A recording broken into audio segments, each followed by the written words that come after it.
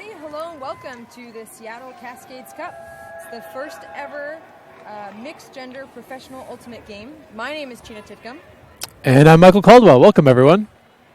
I'll be covering play-by-play, and MC here will be throwing in some color commentary. Mm-hmm. We're here in Seattle, hence the name, Seattle Cascades Cup. You're in the shadow of the Space Needle, which you'll get a chance to see in various shots throughout the game. And we're really excited. Yeah. It's going to be a great game. Gorgeous location as well. We're getting a little sun. It's going to be a nice night. Yeah, MC was mentioning a little bit about the wind conditions down on the field. There does seem to be a little bit of breeziness out there, and interestingly enough, the flags at either end of the stands are blowing in opposite directions, which you don't often see. There is a very interesting stadium wind here at Memorial Stadium in Seattle. We'll see how long it takes the teams to feel it out and start adjusting their throws accordingly. Yeah, and what you're seeing right now is the coin toss. We've got captains from the San Francisco FlameThrowers and the Seattle Cascades out there, and they're determining, obviously, offense and defense, who starts the game with what possession. But most importantly, they're determining the gender ratios of each quarter. So, MC, can you tell us a little bit more about that? Yeah, I think this is actually one of the great things about the Cascades Cup. As you know, mixed gender teams and the gender ratio required for both lines on the field will be 4-3, 4 men, 3 women in the first quarter, and 4 women, 3 men in the second quarter, and then alternating for the remaining 2 quarters as well. So it'll be great to see. I'm really excited to see what that balance ends up being and how it affects the game. Yeah, and so in terms of how the game is played this evening, we are playing on AUDL-sized fields. Mm-hmm. So it's quite a bit larger than the standard USA Ultimate-sized fields for Ultimate fans out there. Otherwise, it's pretty much a AUDL game. So there are going to be refs. We're playing to time, not to points scored. So that's going to be a little bit different if you haven't watched any professional Ultimate before. As a player, these games are very, very fast-paced. There's only 50 seconds between pulls, so there's not the usual moment to call a play, take a breath. Usually you're getting your lines in and out as fast as you can, and then the action's back on. Yeah, and we're seeing right now the huddle of the Seattle Cascades. We've got Casey the Sasquatch as well as Kid Casey in there in the huddle. And the Cascades are really excited for this game. It's the first time that men and women have been on the field together. And hopefully there's more of this to come throughout the country, throughout other franchises everywhere. Mm-hmm. So we've got the Seattle Cascades in navy and the San Francisco FlameThrowers in orange. Looks like San Francisco will be pulling to begin this half. They'll be starting on defense, and Seattle Cascades will be receiving. Mm-hmm.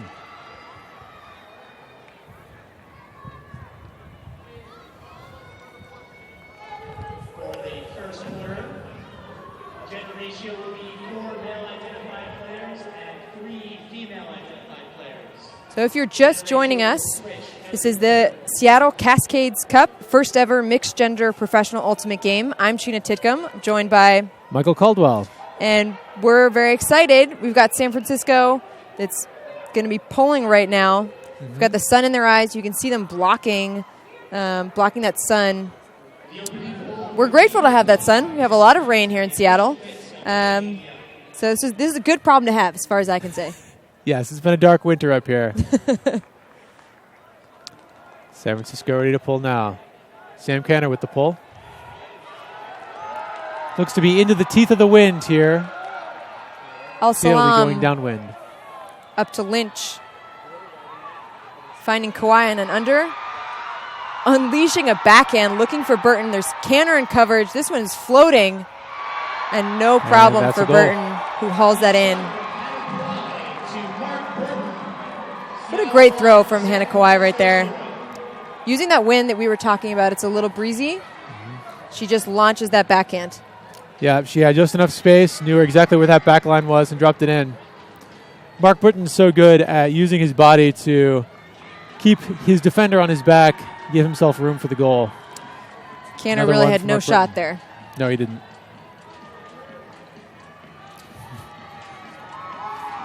And again, this is a very fast-paced game for viewers out there who do not watch much professional Ultimate. So players celebrate, and then they immediately get on the line, and they're ready to play. Mm-hmm. So we have Cascades pulling. This is our first chance to see the San Francisco offense. San Francisco traveled up here today, earlier today, so they've had a good chunk of time to enjoy Seattle, enjoy the sun, get a chance to walk around a bit. They're really enjoying this trip. I'm interested to get a look at number 23, Antoine Davis, a name I'm not familiar with. Mead in the center of the field. Davis is isolated in space. Up to Sturt. Sturt looking for the around. Gets it off all the way around to Lou. He's looking for Davis again, but that one just a little far out in front. Harkness over to Idy. Whoa.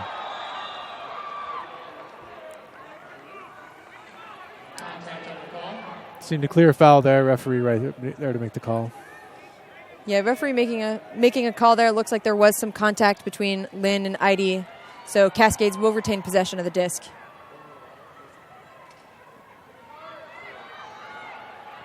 Idy to Abbott. Harkness. Forward to Smith Bailey. Finding Abbott.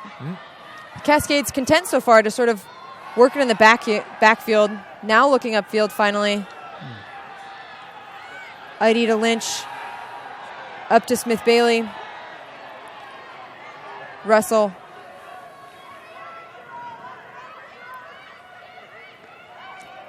Cascades doing an excellent job on this possession of working in small spaces and then retreating out to the open space when the defense contracts, but the pass goes awry. Good positioning there from Davis, who just gets the block pretty easily on that one. The throw was a little behind Harkness. Easy block for Davis. We got Taylor picking up the disc. Davis creating separation from his defender. Taylor's going to launch it in coverage. Ooh. And we've got a Cascades player down. Both players were going up pretty strong there. Got Harkness. Here we get to see this one more time. Taylor with a big backhand. He's a player who's really known for his throws. And it looks like Harkness and Davis just get a little tangled. Collision in the air. Harkness is unlucky and his feet sweep out from under him. Back of his head may have hit the ground pretty hard there. I hope he's all right. Yeah. He's moving of his own accord, though, so that's good to see. Yep. Probably a little shaken up. Looks like he did land almost flat on his back. Doesn't look comfortable. No. It's always a cutter or defender's worst nightmare when you go up and all of a sudden your feet are out from under you. You don't know when you're going to hit. Hope he's feeling all right. San Francisco is going to maintain possession. We've got Davis with the disc right on the goal line. Sturt is isolated. Looking for Lynn now. Some poaches from Cascades, but Taylor finds, I believe that is Peterson. Peterson with a goal there. So we can see here from this replay, we've got a lot of San Francisco players cutting to that open side, cutting to that break side. And finally, on the third or fourth cut, we've got Taylor who gets open and then finds Peterson for the score. Good effort by Smith Bailey to try to close in from the backside and get a block there. Unfortunately, it was the space he had vacated where Taylor was able to turn around and find the goal. So 2 holds to start the game. Cascades had started with a no-turn possession, but San Francisco had a couple of turnovers in that point. but we're on serve. We've got a great crowd out here in Memorial Stadium here in Seattle. They've been pretty rowdy so far. I'm excited for them to continue bringing that energy to the field. Burton up to Williams. Vertical stack here from Cascades. Hauser forward to Clark. The bidding Thompson. But Clark floats it out to Lozano for the score. Quick hold for the Seattle Cascades. I have to say, the Seattle offense is looking tremendously clean so far. We'll get to see this again. Got Hauser. The nice bid there from Thompson. And a soft lefty flick from Clark. He's a left-handed thrower, so he's able to place that perfectly. Lozano's pumped up about that one. Yeah, it's fantastic. We get to watch her celebrating with her teammates on the sideline. If you're following us on Twitter at Cascades, Seattle Cascades, I'm sure you'll see that photo. Yeah, Hey, Mom. Wonderful. If you have any comments or questions, feel free to tweet at us. You can tweet at me at QXHNZ and then at MC, which At is Jockeye the Fish. So any questions, any comments? Yeah. Or if you think we're doing a good job. We like that kind of comment, those kind of comments too. We got Lou up to Lynn. Lynn, so speedy, incredibly hard to cover in space. Double team in for Lynn with a backhand looking for Lou. And we saw a double team in play for the first time on the mark. Under AUDL rules, double teams are legal, though all contact fouls still apply. Oh, it looks like we're seeing it again. we have Davis picking up the disc. Finds Lynch with a scuba over top. Cascades deep in their own end zone right now. Nice grab by Davis. Double team is back on. A nice find, and again with that scuba. Russell to Duffel to Smith-Bailey.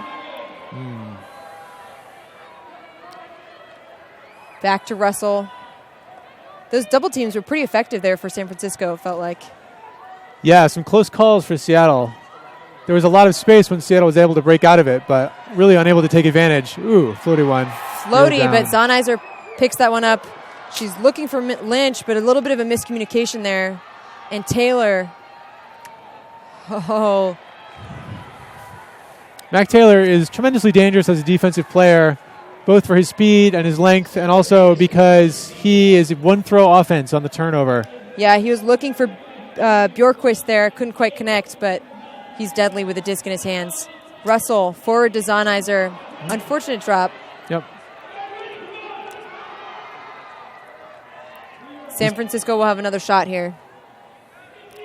This team's still getting in the rhythm of the game right now. Dahlman to Lou.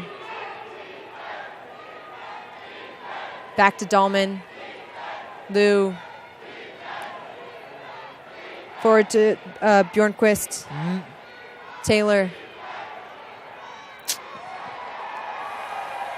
And that one just a little too far out of reach for Peterson.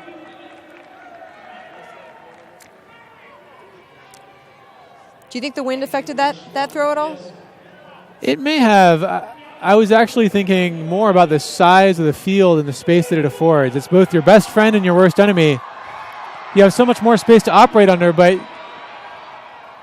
having more space available doesn't mean you can throw farther. It looked like Taylor was really muscling that to get it a little farther than he normally would on a smaller field, and the extra oomph put the disc over. Quick turnover from the Seattle Cascades, and now we have Peterson shooting deep, looking for Lynn. We have Zonizer in coverage, and Lynn hauls that one in. Beautiful shot from Peterson. Yep. San Francisco really excited about that one. You can see all the players are storming the field. You get a chance to see this one. Peterson hitting Lynn deep.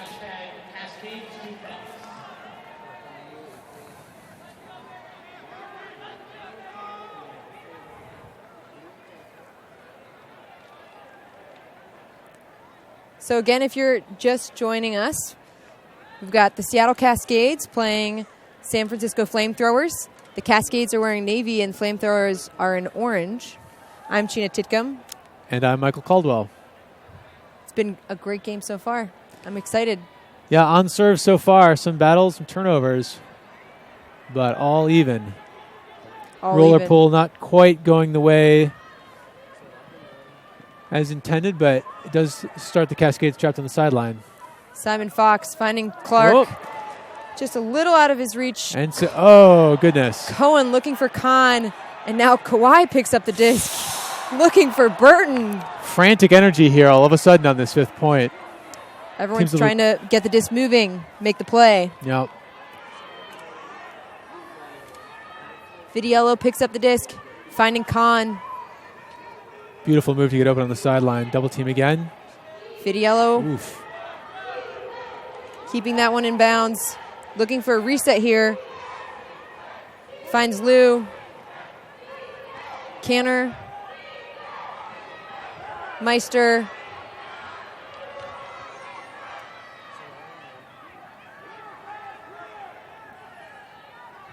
Out to Vidiello. Meister. A lot of passes here. Yeah. And Lou launching a backhand, looking for Thompson. There's Hauser in coverage. Oh, my goodness. And on the second effort, almost gets that. Great patient possession there by the FlameThrowers, waiting for their shot, and they took it just out of reach.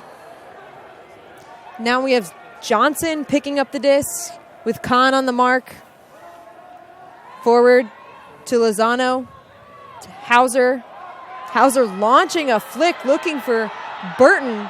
Got Canner and Cohen in coverage, but nice timing from Burton, finding Kawhi, and then Kawhi with a quick dish to Burton for the score. That's how Burton makes his living, amid 2 players and still finding a way to come down with the disc. I got to see this again. I mean, this is pretty funny sequence of events here. Burton finding Kawhi, thinking that she's in, and she's looking for him, and then the quick right dishy, and Burton's able to secure that catch. It's almost comical. We're both laughing at it, but hey, if it works. It's a good fist if it works. And Burton here, he's pretty pumped up about that.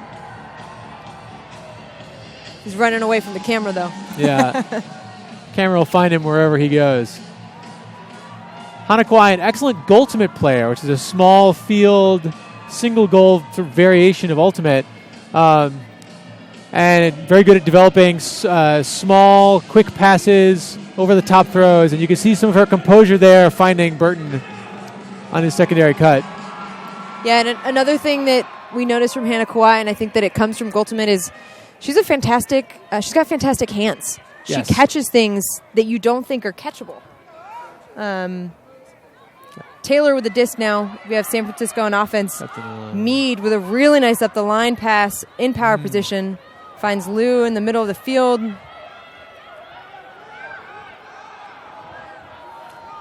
On to the break side to Dawkin. Being double-teamed here. Fussell and Smith-Bailey. Lou up to Davis.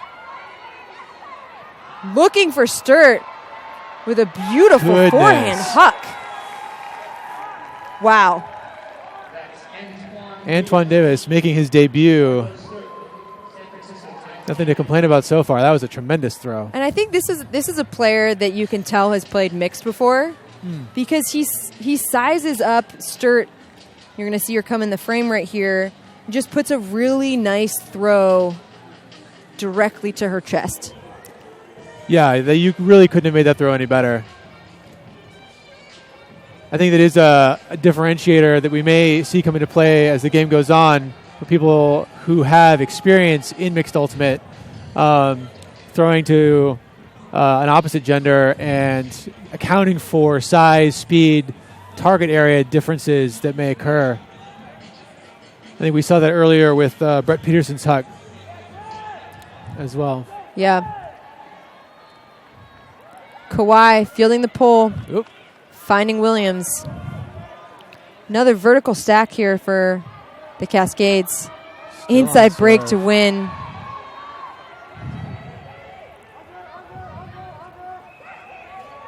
believe that will be. There's a call. Looks like a marking foul on FlameThrowers. Marking fouls come with a yardage penalty. So the referee is walking off 10 yards. Compensation for the marking foul, and we'll restart at 0 stall. Wynn still maintains possession of the disc. Resets it to Williams. Back to Wynn. Nice give-go motion here. El Salam. Swim move from Williams. But El Salam was looking at Kawhi, and a really nice D there from San Francisco. Dahlman picks up the disc, gets it moving to Vidiello. Forward to Lyman. Flick Huck looking for Ryan. Looks like there is a travel called. Travel called and a turnover. Again, AUDL rules slightly different from what you might encounter in club or international. Throwing travels constitute a turnover, so the disc will come into play at the goal line. Williams up to Burton, or excuse me, that's Simon Fox. A little bit of confusion. And we do have somebody who asked us via Twitter just a clarification on the stall count, and the stall is to 7, and the referees are the ones that are saying or keeping track of the stall. Yes, this is actually one of the interesting aspects of AUDL play.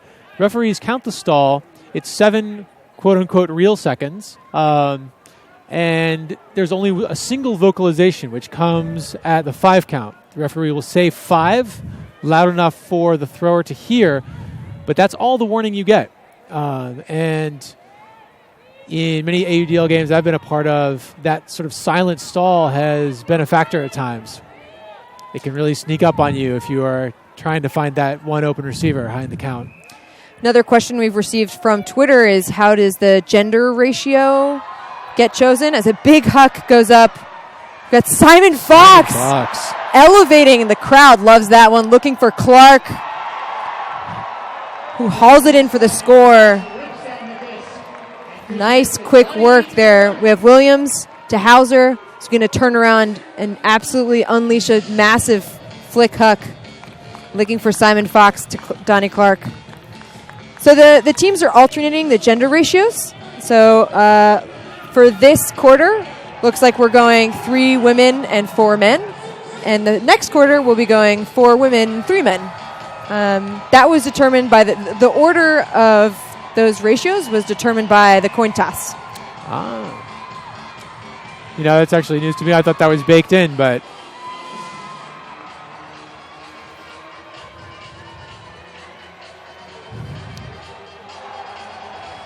crowd is really getting into things on the far side.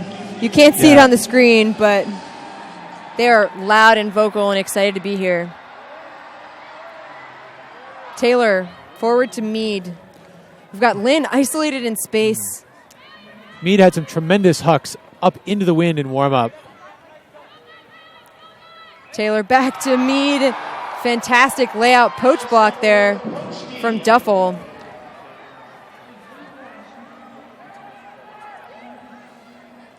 Lynch picking up the disc. Resetting to Davis. Nice swing. Oh. And she can't quite connect to Duffel. Mead will pick up the stat for that D. Taylor. Peterson. A massive flick Huck. Looking for Davis. Lynch is gaining yards, but Davis elevates for the score. And an emphatic spike to punctuate. He just makes it look so casual. I mean, right? He goes up so strong. We'll get a chance to see this. So he's open right here, and Lynch is closing fast. The disc is sort of hanging, but just look how strong he goes up. Some significant natural or trained athleticism at work there. Antoine Davis putting on a show. So we talked about his throwing abilities earlier this quarter, but don't count him out as a receiver. Yeah, quite a two-way threat. Also, credit to Brett Peterson for being able to get that disc far enough to take advantage of Davis's horizontal separation. Canner with the best pull we've seen really today. Williams forward to Johnson. Same vertical stack from the Cascades. Break throw to Lozano. Look at all that space. And Lozano unleashes a backhand hook looking for Hauser.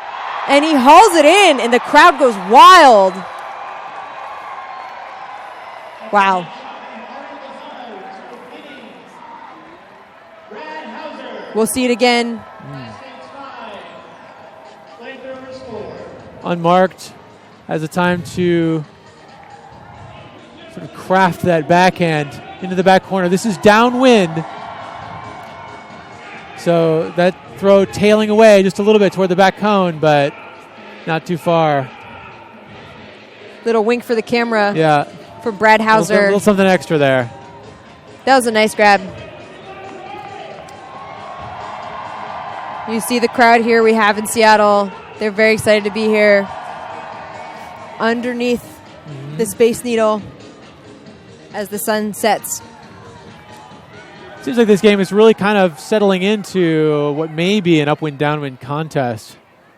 I think it'll be the onus on the first team to really get a short field turnover in order to capitalize and get our first upwind score. Taylor finds Dahlman. Back to Taylor. Up to Dawkin. Russell roaming off of Taylor. Dangerous to go hunting off of such a dangerous thrower, but... Back to Dahlman, finding Lou. Lou, a backhand, looking. Wow. Oh my gosh, for Lyman, and she makes that catch. Same spot on the field as Brad Hauser's catch. Exact same spot, and I have to say that if you're going to allow a huck, if you're the Cascades in this situation, this is the one you want to allow. Downwind, down the line, it's a very difficult throw, and we've just seen 2 in a row completed. That Lou here all the way to Lyman, and what a nice grab. She keeps that one in bounds. 2 spectacular receiver efforts, I will also add, but they both count as points. And we're all tied up at 5s. Yeah, what a wonderful catch, and that's coming. It's coming in pretty hot, coming in pretty fast for those receivers. Yeah, and they're able to maintain that focus, which is fun to watch. So we are playing timed quarters. So as you can see, there's 46 seconds left in this quarter. Simon Fox up to Johnson. Johnson looking for Clark, and Canner with a nice layout block there. This could be the opportunity that San Francisco is looking for. Chang 33 seconds left. To Bayless. Up to Canner. Cohen. They're getting in closer and closer. And a timeout called by Cohen. That's a smart timeout. I would agree. 20 seconds remaining. If the Cascades are able to force a turn here, they should have a chance to take a shot, but it'll be from a long distance away. If you have any questions or comments, feel free to tweet at us at QXHNZ and at Jockeye the Fish. We're going to take this second just to give our sponsors a little shout out.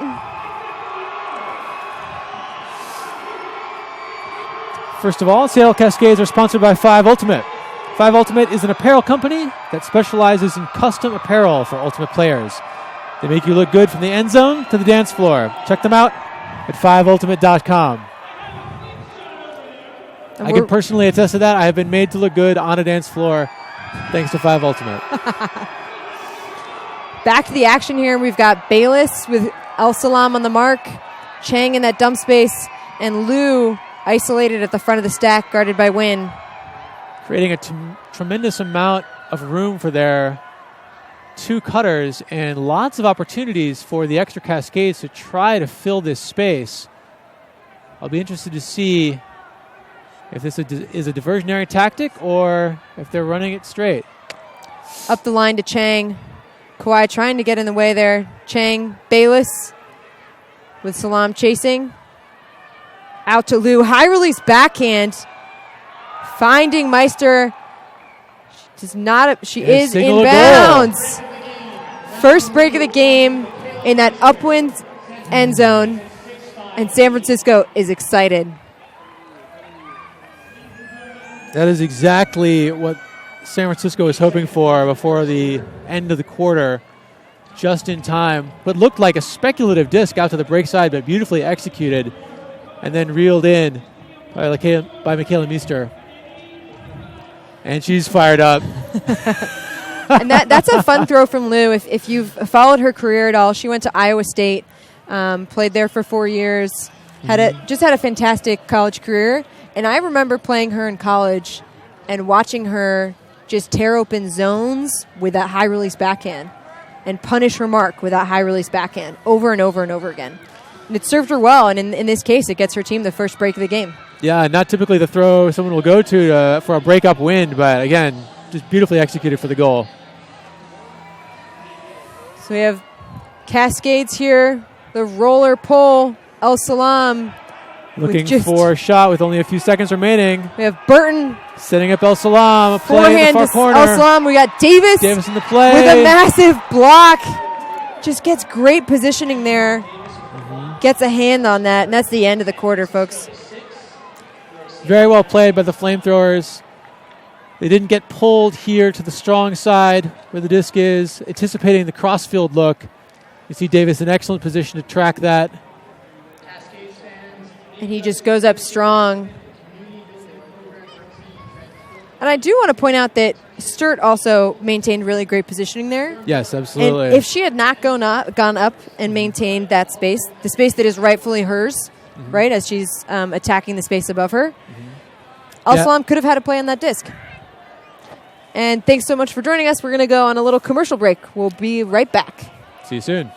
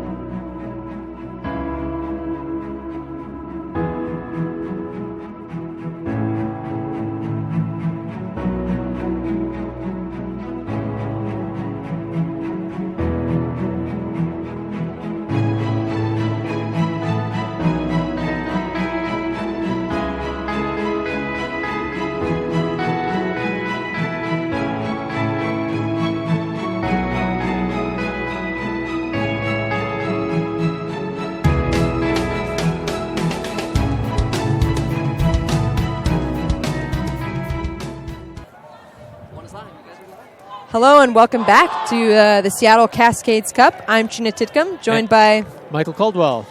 We got to see one of our beautiful partners here, Fulcrum Media, Luke Johnson, who's right behind me, slapping me on the back.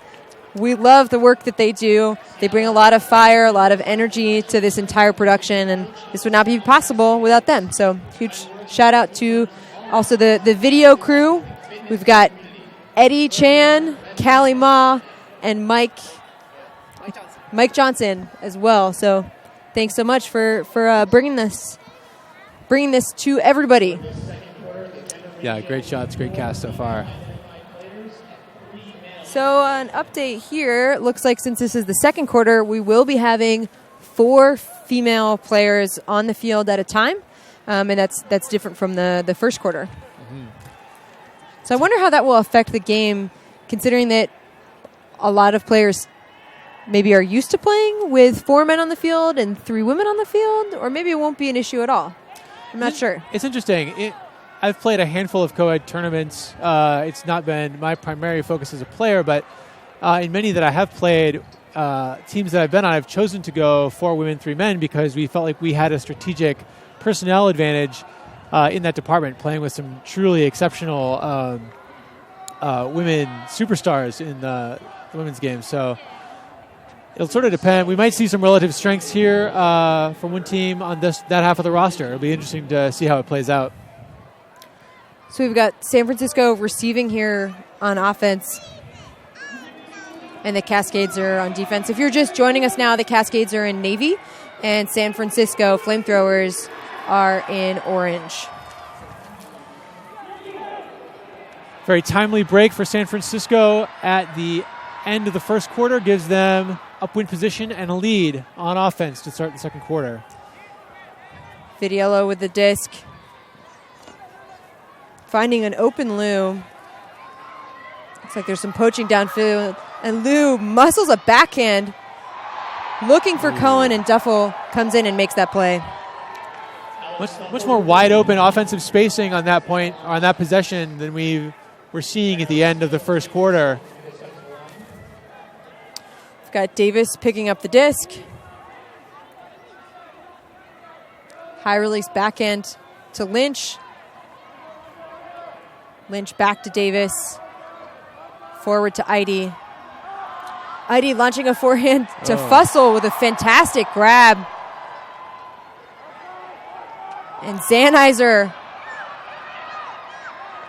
looking for Russell, and looks like Thompson makes a nice play there to protect that upwind end zone.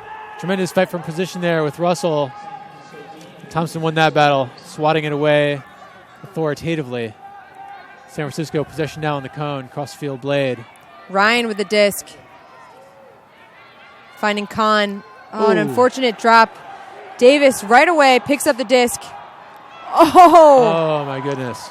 Eide was looking for that quick dish, and a second D by Thompson in a row, keeping this possession alive for the FlameThrowers. Lou. Vidiello. Back to Lou. Massive bid by Vidiello. Nice throw from Lou. Looking for Ryan, and a nice block there from Fussell. I almost thought Thompson was going to be there again to pick up the trash, but Russell with the disc. Lynch, Zanizer. There's a timeout on the field. Cascades timeout. Bring in the O-line for the upwind offensive possession. Again, this is another rule difference between the AUDL and Club and International Ultimate. On a timeout, a team may replace the entire line. So here we're seeing what I anticipate to be the Cascades offensive line coming in to try to punch in this upwind goal. The FlameThrowers are also afforded the same luxury, so they now may be switching out personnel to counter the Cascades O-line. And with such a long point, that really makes sense, regardless as to whether or not you're trying to break up wind or where you are within the game, if you're down a break, up a break, whatever it is. This field is really big. It's very big, and it's a shock how much you have to run simply to get into a proper position to then run more in order to cut. It does take its toll on you after multiple turnovers, so getting some fresh legs behind the disc, always a good idea. So we have Johnson here picking up the disc. A little bit of confusion, but looks like there's a... We were about 3 passes into that possession before the referees recognized the timeout, so I think we're looking for the disc position when the disc came into play and the timeout was called from the sideline. Another difference for Ultimate veterans in club or college, timeouts may be called from the sideline in the AUDL. It does not need to be the player with the disc. Oh, no. Looks like there is an injury call on the field. We've got Sturt that's down. And holding her knee. That is never what you want to see. So I'd been talking to Sturt before the game, and she had a tweaked quad, which was creating a little bit of tension in her knee, and so she hyperextended her knee, I know, recently. So I don't want to assume the worst because it could be simply a re-injury of that quad. Obviously, whenever a player goes down, we all hold our breath. Yes. We're going to take a quick commercial break.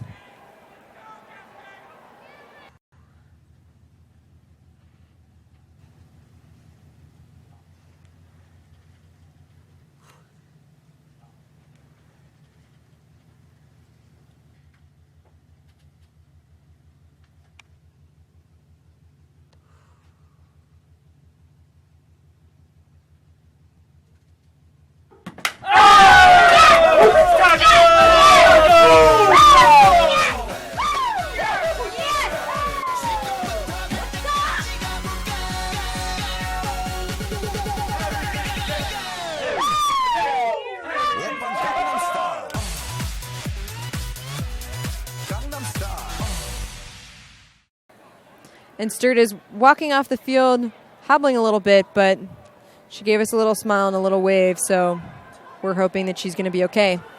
Back to the action, we've got the Cascades that are still on offense. We have Johnson with the disc. A little bit of confusion here, but Johnson resets to Williams. Flick all the way around to Lozano.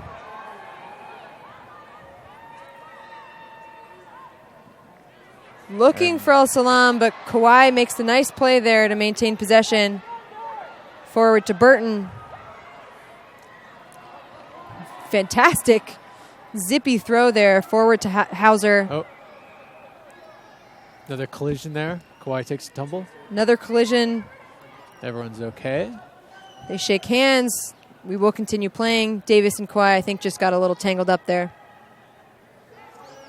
But smiles and high fives, so that's what we like to see. I think the tactical move here for the Cascades is to work this disc off the line into the middle and then come back to attack this forehand line. I don't think you want to try a goal shot into that corner. Not a lot of room to work here. Hauser. And the crowd is calling for a hammer. We have Burton. Oh, and a miscommunication there, unfortunately.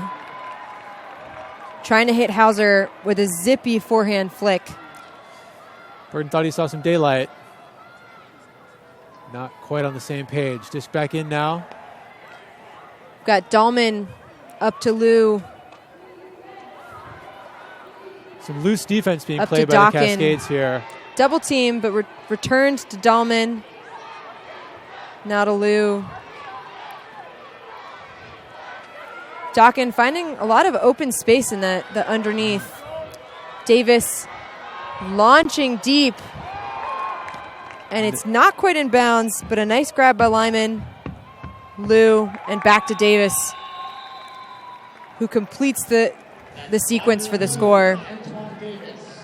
I was not optimistic when I saw that disc come off Davis's hands, tailing there on the edge, but turned out it was exactly where he wanted it to be.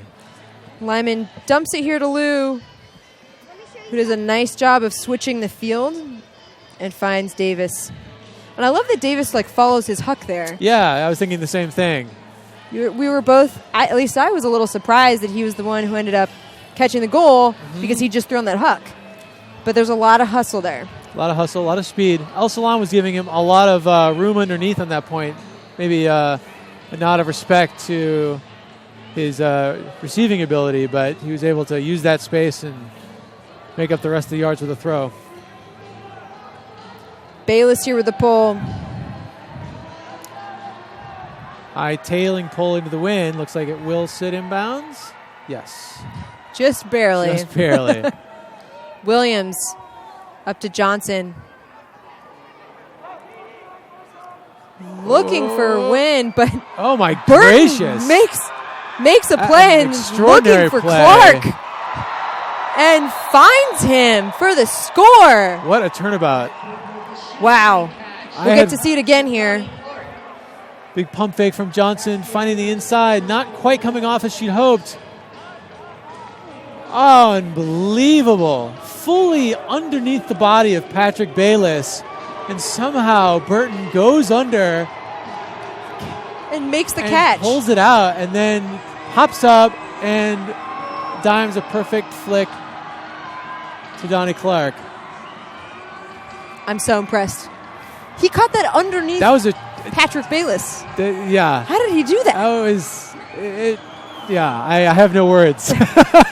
Watching it on the replay, it didn't really seem any more believable than when I saw it live. I'll have to go back and watch it a few more times. Lynch with the pull. Nice pull, this one. Got San Francisco. Chang forward to Bayless. Thompson. Been getting so many Ds for San Francisco. Back to Bayless. Looks like they're trying to find their players deep, but near block from Smith Bailey, but Cohen retains possession. Bayless, incredible low backhand around the mark, finding Chang, the lefty. Thompson, another lefty. Lefty scuber, nonetheless. Cohen. Pulling out the tricks, but that was a very smooth offensive point from San Francisco. It really looked like they were getting exactly what they wanted from beginning to end during that possession. Here you can see here, I believe this is the lefty upside down scuber to an in cut. The judges love that one. Advanced points for difficulty. And then finishing it off with a high pass into the end zone. Beautiful throw. Russell's an excellent defender, but the disc was in exactly the place where he would be unable to have a play with it, and Johnson was able to reel in the goal. But yeah, San Francisco on that possession, within their cadence, holding the disc for only a couple seconds, finding their look, and then easily and readily able to recognize when they needed to move the disc off the line, reset their position before they could attack again. Really deliberate efficiency there from the FlameThrowers. Cascades are on offense here. We have Johnson centering, almost centering to Williams. Now she finds her forward to Kawhi. Williams looking for Lozano. Is she going to be able to make the catch? Oh, so close. And very close. A little shaken up on the play, perhaps. Massive bid. I think her head may have whiplashed into the ground. I missed the replay there. Making sure she's okay. And she looks like she's up. And she made up so much ground there just to even get a hand on the disc. And she did get a hand on the disc. Very impressive. Just out of reach. So we got San Francisco here with a shot to break. I'm going to anticipate a deep look here immediately from Mac Taylor. Let's see if, nope. Discretion, the better part of valor. Mead back to Taylor. Waiting. San Francisco cutters hanging out pretty deep. But Taylor goes all the way wide to Dawkin. Back to Taylor. Taylor's really been the cog of this offense. Really every other. Nice throw to Lou. And Lou looking for Lynn. Can Lozano make up the difference? Not in but quite she's yet. Not in. And San Francisco completes the break there. El Salam once again giving a little bit too much space to his mark in the middle of the field. And an incredible throw to make him pay, and then the follow-up. Nice throw from Lou, finding Lynn, and Lozano thinks that Lynn's in and then realizes just a second too late. San Francisco there with the score.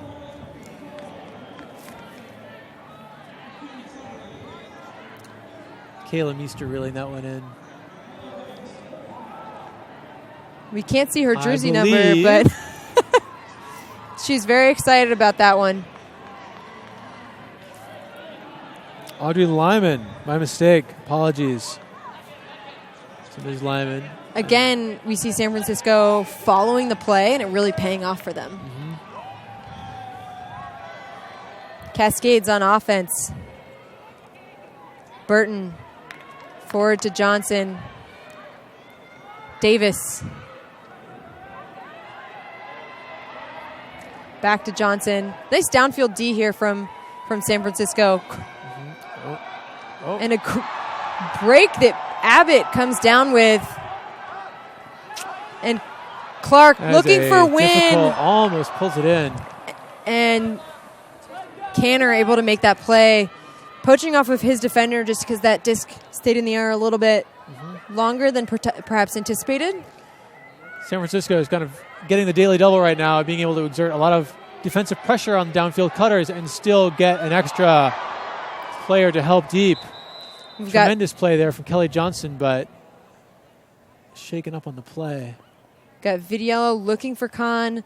Johnson is coming in on her left-hand shoulder. Got a chance to see it here once again. We've got Meester. Sitting up, surveying the field.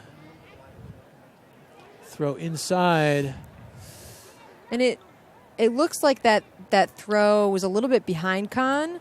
And so she was trying to adjust. And perhaps that's where some confusion came into play when Johnson came in to make the play. Absolutely. Johnson had a clearer line on the disc, but with the receiver's adjustment, these are difficult plays to sort out and ultimate. Because as a defender, in order to make a hard bid, you need to anticipate the line the offensive player, who's usually going to be in better position, will be taking to the disc. That one was just off target enough that almost a 50-50 ball in between, and looks like a collision on the way down in the aftermath of the bid.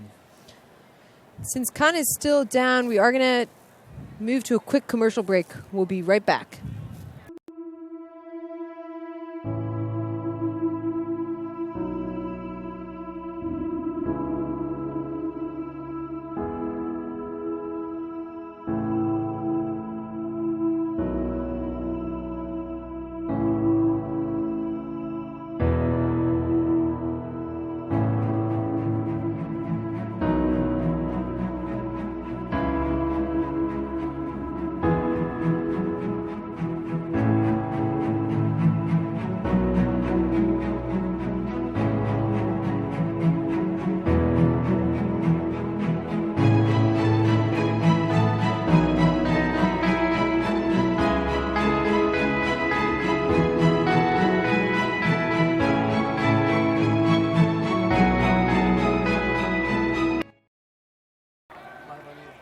And Johnson here, we're back into play, double team.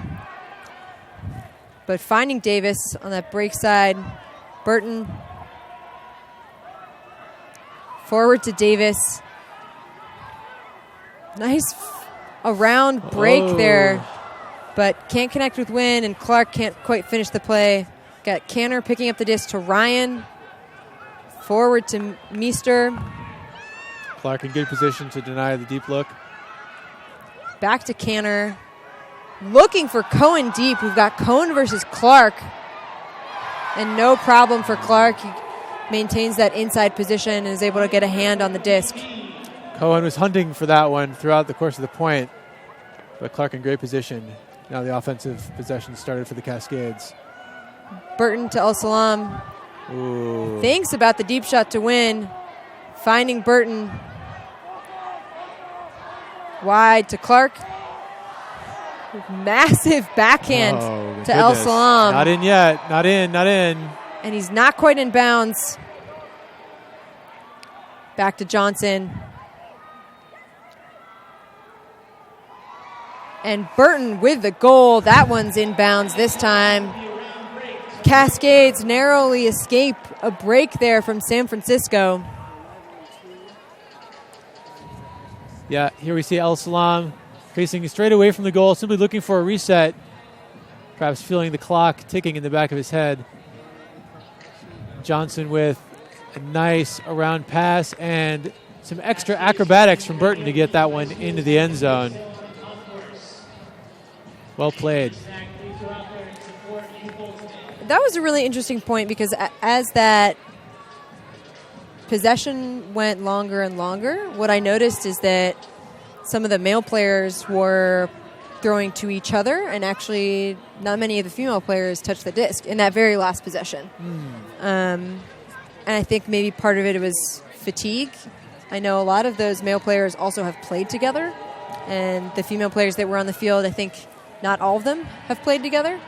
That last point I'm saying. Yeah, I think that is very interesting. The familiar connections not to be underestimated, and the duffel to El-Salam is a hookup I think they're very used to from their club team mixtape. San Francisco FlameThrowers moving it easily up the field now, just shy of midfield. Davis to Meade, finding Taylor. Up to Lyman. It's really been generating a lot of unders for San Francisco. Lynn, sliding grab. Looking for Davis. And Smith-Bailey almost with the block, but that is a goal for San Francisco. They just make it look so easy. This is what one expects from San Francisco Ultimate these days. A lot of very considered, rhythmic, underneath passes near the sideline They're tremendously good at isolating players one-on-one in space and making the defender choose. Cam Bailey just a hair's breadth away from that D. Spectacular effort. He knows he was close, but that was fantastic grab from Davis there. He really used his body really well to shield out the defender and ensure a clean two-handed catch for the goal. Great focus and coordination by Davis. If you're just joining us, Cascades are in blue. They're going to be receiving right now, and the score is 10-7. This is the second quarter, and we've still got about 4.5 minutes left. So reminder, we are playing to time and not to a score. So we have Williams picking up to Johnson. Back to Williams. The wind seems to have calmed down a little bit here in the stadium. Perhaps a little 3v3 action as Kawhi finds Johnson. Oh, Donnie Clark open deep. And Johnson finds Burton. Burton, apologies. Holding on to the disc, back to Johnson. She's really every other this point. Kawhi can't quite connect with Williams. And we'll have Taylor picking up the disc, likely looking to shoot it deep. Just as I said it. Like Nostradamus, this one may tail out of bounds. It's sitting on a shelf about 15 yards over the field and now against the boards. So if Williams picking up the disc, finding Kawhi. High release backhand to El Salam, and Thompson gets a hand on it, but El Salam has the wherewithal to maintain that possession. Johnson, IO flick to Burton. Another inside-out flick to Kawhi. Now El Salam. This is starting to feel like a little bit more rhythm for Cascades, but just as soon as I say that, El Salam can't quite find win, and San Francisco is back on offense. We have Chang to Thompson, the two lefties, up the far sideline to Meister. Looking for some of the same. Oh, too low. And she had Peterson deep, but nice D there from Burton, and Burton's looking for Hauser, and a nice defensive effort there from Thompson. He gets a hand on it, but Brad Hauser is able to haul that one in. And the Cascades really escape. They get away with that one. A little bit, yeah. Throw hanging just a little bit behind Hauser. You see him turning back, try to get to it. Great defensive effort by Thompson, but thanks to that little bit of wind that's left, it just kicks right up. Hauser's able to walk onto it. I really thought when San Francisco had the possession in front of the on the sideline in front of the stands, we were going to see more of what we'd seen the last couple points, just sort of patiently walking it down the field with Thunders. But Burton was well positioned to intercept the attempted deep pass. High, hanging inside-out pull from Lynch. It's going to land near midfield. We've got Bayless picking up the disc. Out to Vidiello. Lynn, isolated in space so fast. But Vidiello goes to Bayless, and now over to Lyman, back to Bayless. A near block there. And looking for Lynn, with Davis with a near block there. Cascades keeping up that defensive pressure, only now able to cross midfield. Ryan up to Bayless. Finding Vidiello. And a nice flick.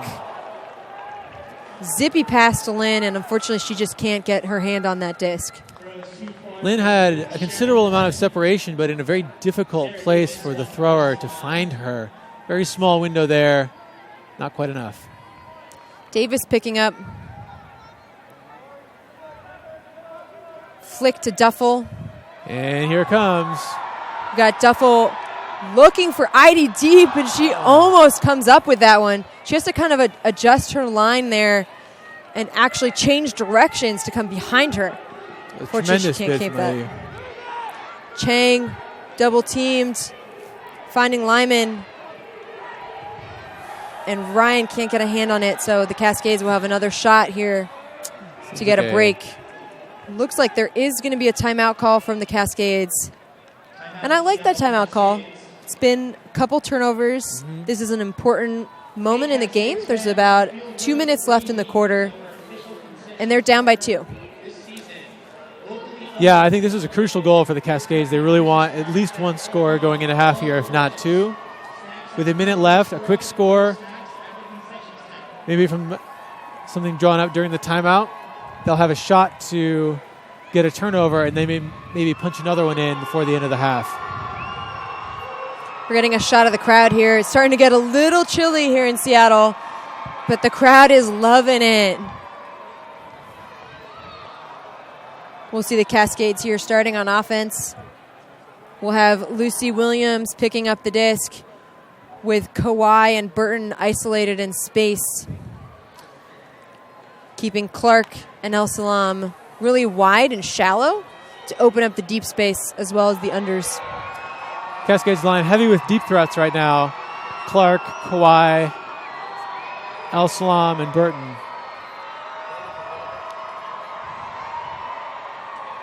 San Francisco will start with a double team. I think this is a good move from San Francisco.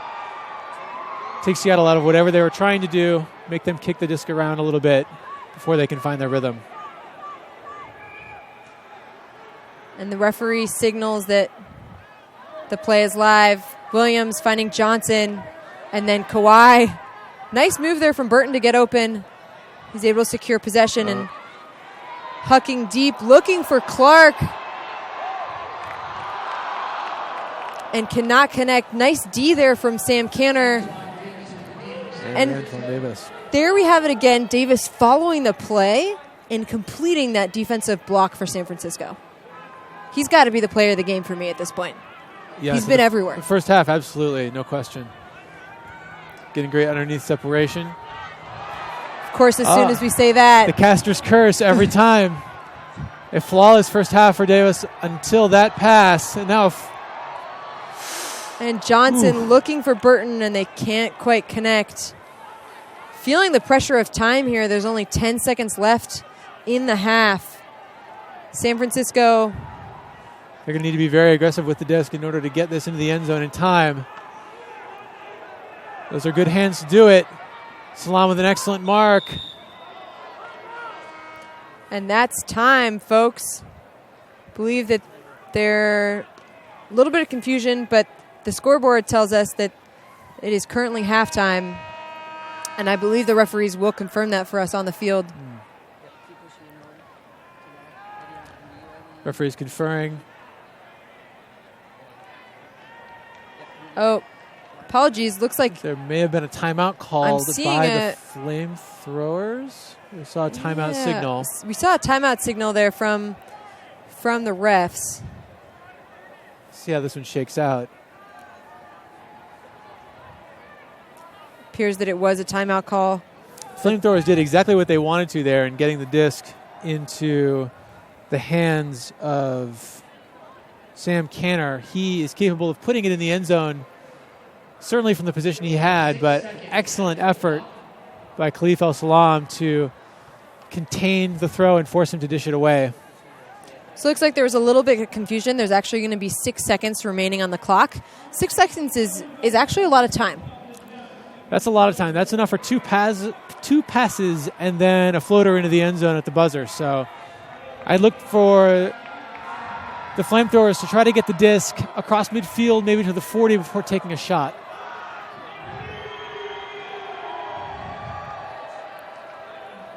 Sideline is pumped up. We've got a bunch of kids on the sideline. They're going to play a relay game during halftime, and they're very excited about that. These kids, they love their relay games. They love their relay games. They love their swag. Yeah. Looks like we're going to see another double team here off the timeout. Again, I think this is shrewd by the Cascades. We've got first pass Byron. Still moves forward. First pass turnover. And Davis actually, I believe, got a Sending hand it on down, it. And burning time with the protest. There's a whistle. I think there's stoppage. I think there's a little bit of confusion.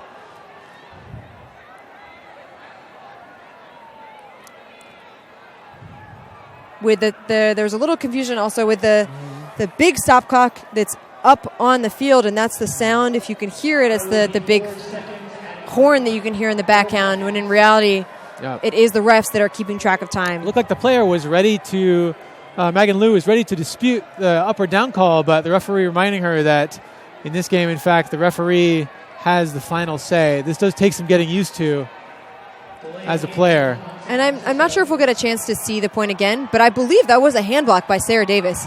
Massive hammer looking for Burt Abbott, and Abbott hauls that in.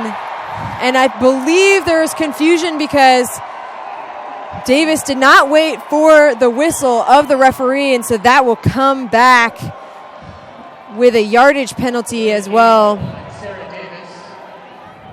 Really? All right. I believe that's the case. A little confusion. 10-yard penalty. And we sort of did think this might happen. There are players on the field that have played in semi-professional games, and so they have more experience playing with referees and with whistles. For others, this is their first time. So some of that timing might be a little off and just a little different than what they may be used to. Absolutely. I don't think Sarah's going to be able to throw another one upside down into the end zone. El Salam and a point block from Cohen, and he's still able to get it off, but unfortunately not able to connect with a Cascades teammate. Quick thinking by El Salam there, though. That was an amazing play and would have been more amazing had it worked out, but knocked to the ground by Davis. Great block here from Cohen. He just gets his hand on that. Great wherewithal also from El Salam to catch his own blocked throw. And Russell trying to make a play. Hauser in the vicinity, but not able to come down with it. Yep. Get a chance to see some of the Cascades sideline. Really get a feel for what it's like to be down there on the field with the players. It's a fun atmosphere. It's a terrific atmosphere. It's great being on the sideline right in front of the fans. A lot of noise, a lot of camaraderie, a lot of high fives there. Burton distributing freely. So thanks so much for joining us. This is the halftime. We've got San Francisco up 10-8 on the Seattle Cascades. We'll be back very soon. Thanks for joining us. Stay tuned.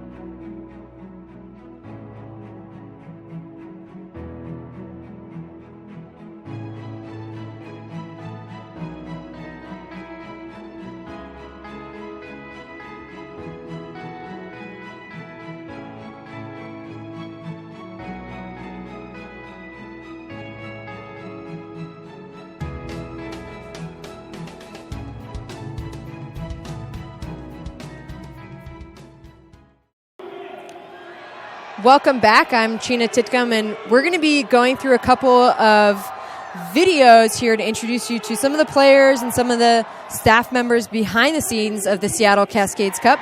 To begin with, we're going to hear from Burt Abbott. She's a captain of the Seattle Cascades, and I'll let her words speak for herself.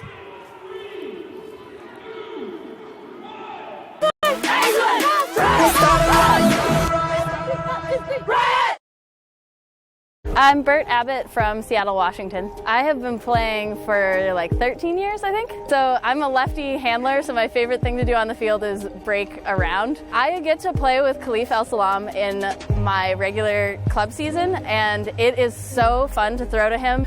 And you can throw like some crazy crossfield stuff, and yeah, Khalif is really fun to throw to and will always want to cut deep for me. Today I'm trying out for the Seattle Cascades. I'm really excited because the Cascades Cup is happening, and that means that there's actually a legit shot for the women that are out here to make the team in a real meaningful way and be able to play in front of a hometown crowd in an exhibition game for the professional leagues. My favorite thing about Ultimate is the community. I work with Ren Fitness in Seattle, and I have the opportunity to see so many different members of the community on every single day that I go into work, and it just fills me with so much joy.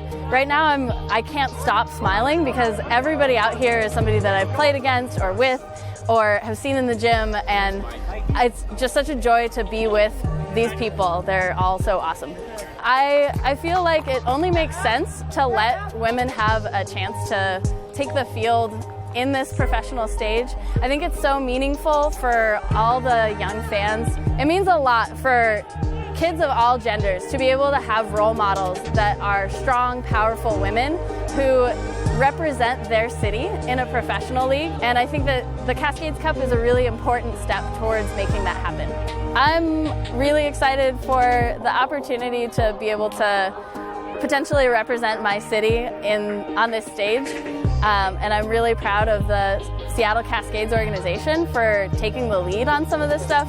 I think it's really wonderful, and I'm excited to see what kinds of changes it makes. It's going to be, every pebble makes a bunch of ripples in the pond, and I'm excited to see what those ripples are.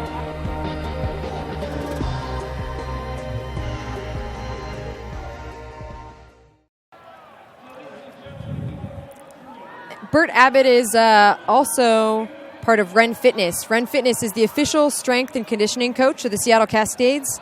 Ren works with Ultimate players of all levels and focuses on building fitness through community. Learn more at renfitness.net. Next up, we're going to hear from Rory Titcomb. She's one of the owners of the Seattle Cascades. She helped big time during the entire tryout process, putting the Seattle Cascades roster together, both for this game, the Seattle Cascades Cup, but also in general the roster there. So let's hear a little bit from her.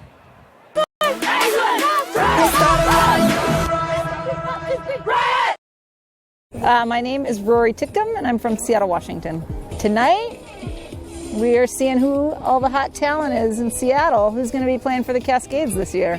Yeah, I'm really excited to be on the selection committee. I love the process of evaluating players and finding out what their strength is, what makes them tick, what makes them great, and then also being able to identify growth areas for them and give them feedback so that they can grow and be the best players that they can be. A couple things that I'm looking for tonight. I think one is a really positive attitude and creating an environment that is supportive and where other people can thrive and be successful. And then tonight I'm really just focusing on individual skills, like how's your footwork, what are your throws like, and can you bring energy when it matters. I don't just like anything, I love things about Ultimate. I really love the Seattle community that we have here. I would say that's one of the biggest things that I love. I grew up playing Ultimate in Seattle, and I have a ton of close friends and amazing amount of growth that I have benefited from via the Ultimate community here.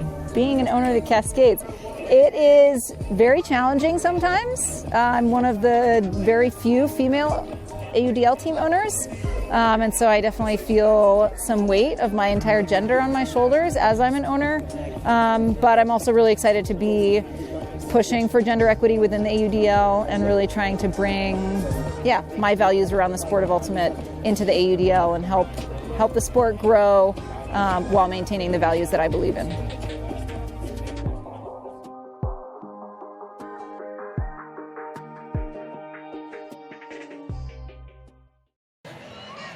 Next up, we're going to hear from number 42, Cam Bailey, just to hear a little bit about his perspective on gender equity as he's matured and grown as a player here in the Seattle scene, what gender equity means to him.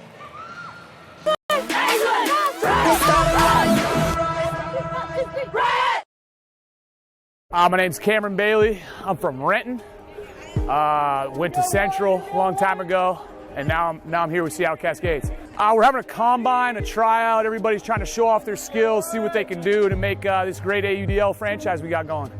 For the last 2 years, they've been real awesome, putting on a show here And if you can see, there's Key Arena over there. There's the Space Needle. And it's just this great ambiance. You can come get to support my boy Mark Burton. Fun to watch the players. I know they went to the finals last year, which was awesome. And just pretty cool to kind of even be a part of the team. I like to hit the ground. You know, I like to make the turf know my name, see what's up with it. I think it just, you know, there's a couple things in me like diving stupid when I have no chance. It's because I've always believed I got a chance, even if I don't quite. And I like to celebrate my teammates. I like to be the first one out there. Give them a little chest pound, get fired up, get excited about it, give them some hugs. So that's probably my two favorite parts. I'm gonna get the scuba gear and go deep. It's really kind of opened my eyes to how to speak to people, to make me realize some of the things that I have an advantage to me and make me realize some of the privileges that I get to own and really open my eyes to that.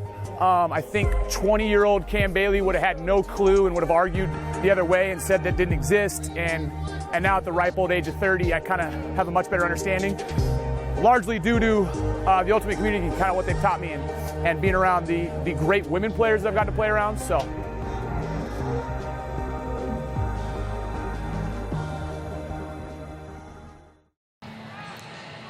Next up, we're going to hear from number 33, Sarah Davis.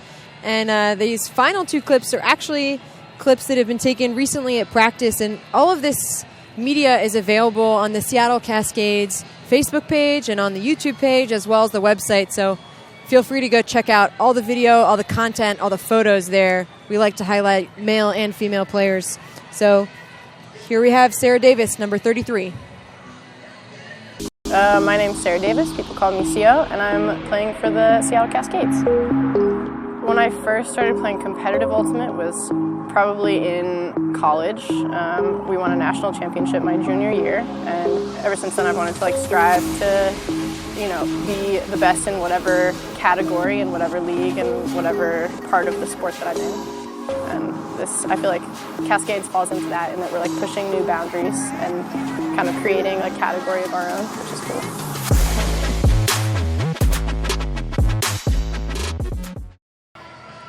And if I can get a little sentimental, I will share with you that I'm currently wearing a Sarah Davis jersey. I got one especially made. She's a player that's recovering from ACL surgery, and you would not think that when you watch her out on the field. And there you see her coming back onto the field, really inspirational player, one of my role models, no doubt. And the final clip we're going to check out here is number 11, Bailey Zonizer. I'm Bailey Zonizer, and I'm playing for the Seattle Cascades. Yeah, getting to where I am today took playing pretty much year-round, every season, every opportunity I could since my freshman year in high school. Playing with the Cascades fits into my goals of growing as a Frisbee player, because I get to play with some of these awesome women and some really athletic guys, and it's just going to be able to push me to grow as a player, which I'm pretty stoked about.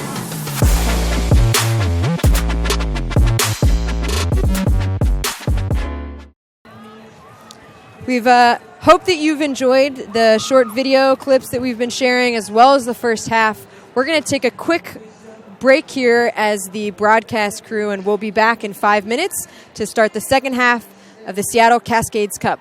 Hope you'll stay with us.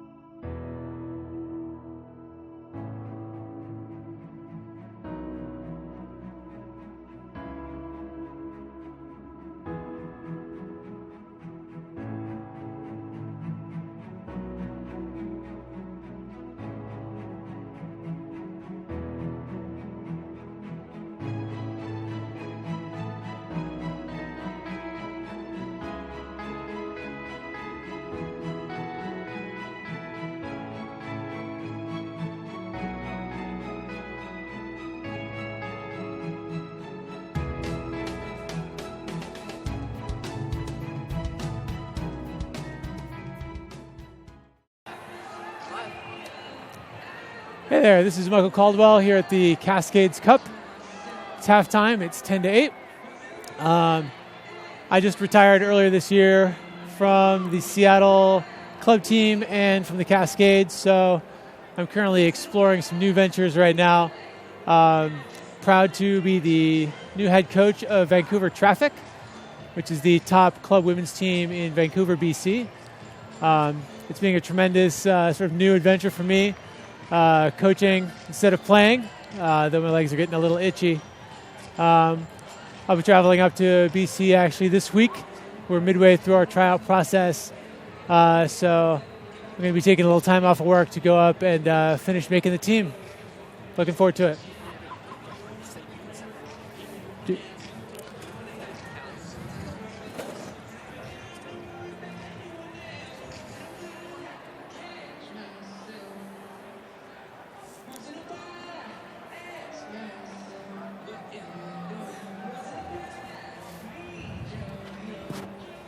I never get to hop on the mic. Hey. MC.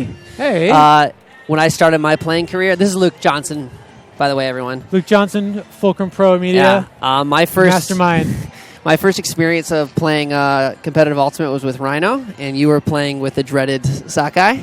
Oh. And we were the little brother to Sakai at that point back in 2007. Probably have always been. There's been a few moments. There's been a few moments. But, I've lost a game to Rhino at Nationals. I got to say, I've always had respect for you. You've always played with such incredible integrity and passion that it was always hard to dislike you, if that's a fair statement. I'll take that. That's tremendous, especially from, a long-time opponent. That's the kind of, that's the sort of respect, mutual respect that I like. I really like having people I'm competing with. And I mean, this is I'm reflecting on 2007. That's 10 years ago. That's when I kind of stopped playing competitive. I mean, I played a little bit more with Machine, but you've kept going. Are you just taking a little bit of a break for right now, or is your body feeling it finally at the? I don't even want to say how old you are, but you're older than I am, and I've been Masters eligible for over 4 years, so. I don't know. I've been playing and doing the same thing for a long, long time. The first elite club team I was a part of was Chicago Z in 1997. Wow. And I then spent the last 17 years with Sakai. And, for whatever reason, it just felt like this was the right time to try something different. Tell me the genesis of that. Who did they approach you? Did you approach them? Vancouver? Yeah. So it's a conversation that had kind of kicked up in the off season between myself and one of the traffic captains, Laura Mason, who's been a friend of mine for several years. During the 2009, 2010, I got to know a lot of the women from traffic pretty well. A lot of people who were on the team at that time. They're really a great group of folks, great team. I really like their vibe and their energy. And since the end of the Sakai season, I've been kind of trying to figure out what I wanted to do. It was kind of a hard end of the season. I mean, we did fine in the Nationals, but some tough games, some close games, some not so close games. And, wasn't sure what I wanted to do. And, the longtime traffic coach was Jeff Cruikshank, formerly of Furious and Team Canada, and a real great player, and he'd just gone into retirement. So there was a vacancy there. And she brought it up. We chatted about it, and it just kind of kicked around. And then once I decided to step away from Sakai this year, it was the opportunity that I wanted to be a part of, both to be a part of that team because they're a great team, and also to continue to stay in the game, continue to learn, and, solve ultimate problems. Yeah. Because they never stay solved. Well, MC, thanks for letting me get on the mic. I'm going to pass it back over to the professional, Sheena, and we're about ready to start the second half. Thanks, Luke. So I do want to say that I play for Seattle Riot, and of course we play traffic many times throughout the year, whether it's a tournament or every year at regionals, and they're a really fun team to play against. And they're a team that it's funny. I truly do consider them a rival because I think they bring out in Riot, I think, the best version of Riot, and I like to think that Riot also brings out their best version because when they play us, they just play so phenomenally well, and it's a joy to be part of that competitive spirit. Yeah, it's a rivalry that I'm really looking forward to being a part of. The Vancouver Seattle rivalry is one that I experienced a lot as a player, and you guys have had some really, really close games, Riot and Traffic, and I think last year in particular really went back and forth. You guys won a crucial game at Nationals. I'm very excited to have my own little part in that. Yeah, keep it going. Yeah. If you're just joining us, we're here for the second half of the Seattle Cascades Cup. It's the first ever mixed gender professional ultimate game. I'm Cheetah Titcomb, and I'm joined here by Michael Caldwell. And we have the Cascades that are starting on offense. They're in navy, and San Francisco FlameThrowers are in orange. San Francisco is up 10-8 on Seattle, really based off of clinical offense, maintaining tempo, I would say. And Seattle, just a few too many turnovers, a few too many sort of unforced turnovers, I would say. Yeah, this really happened in that second quarter where it looked like San Francisco found their rhythm on offense and at the same time found their rhythm in disrupting what Seattle wanted to do. Williams, inside flick, finding Simon Fox to Burton. Williams, wide to Johnson.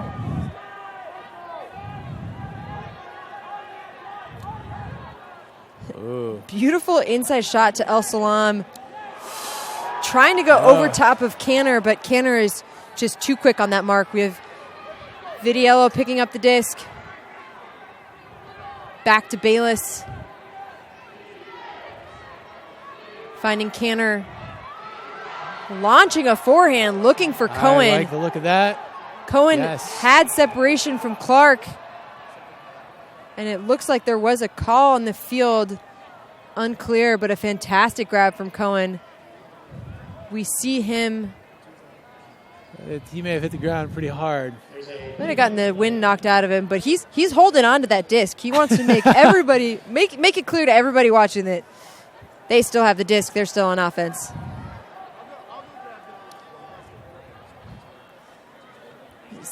Some confusion. Again, we talked about this a little bit in the first half with many players on the field that have never played with referees and under this rule set, which has a couple of things that are significantly different from the USA Ultimate version of the rules. It can be confusing.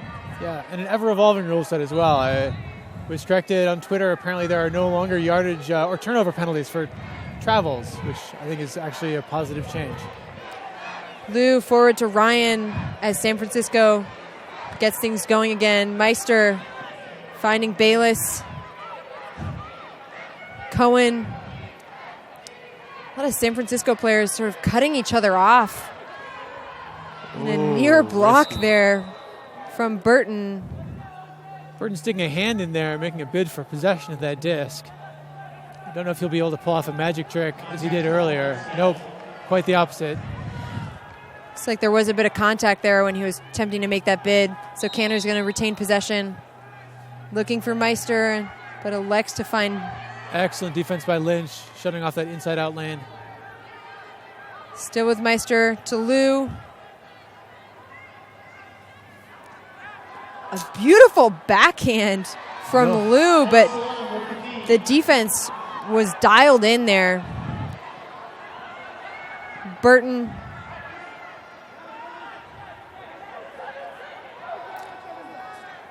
Out to Johnson. Sideline calling for a stall there, but the referee not interested. Clark.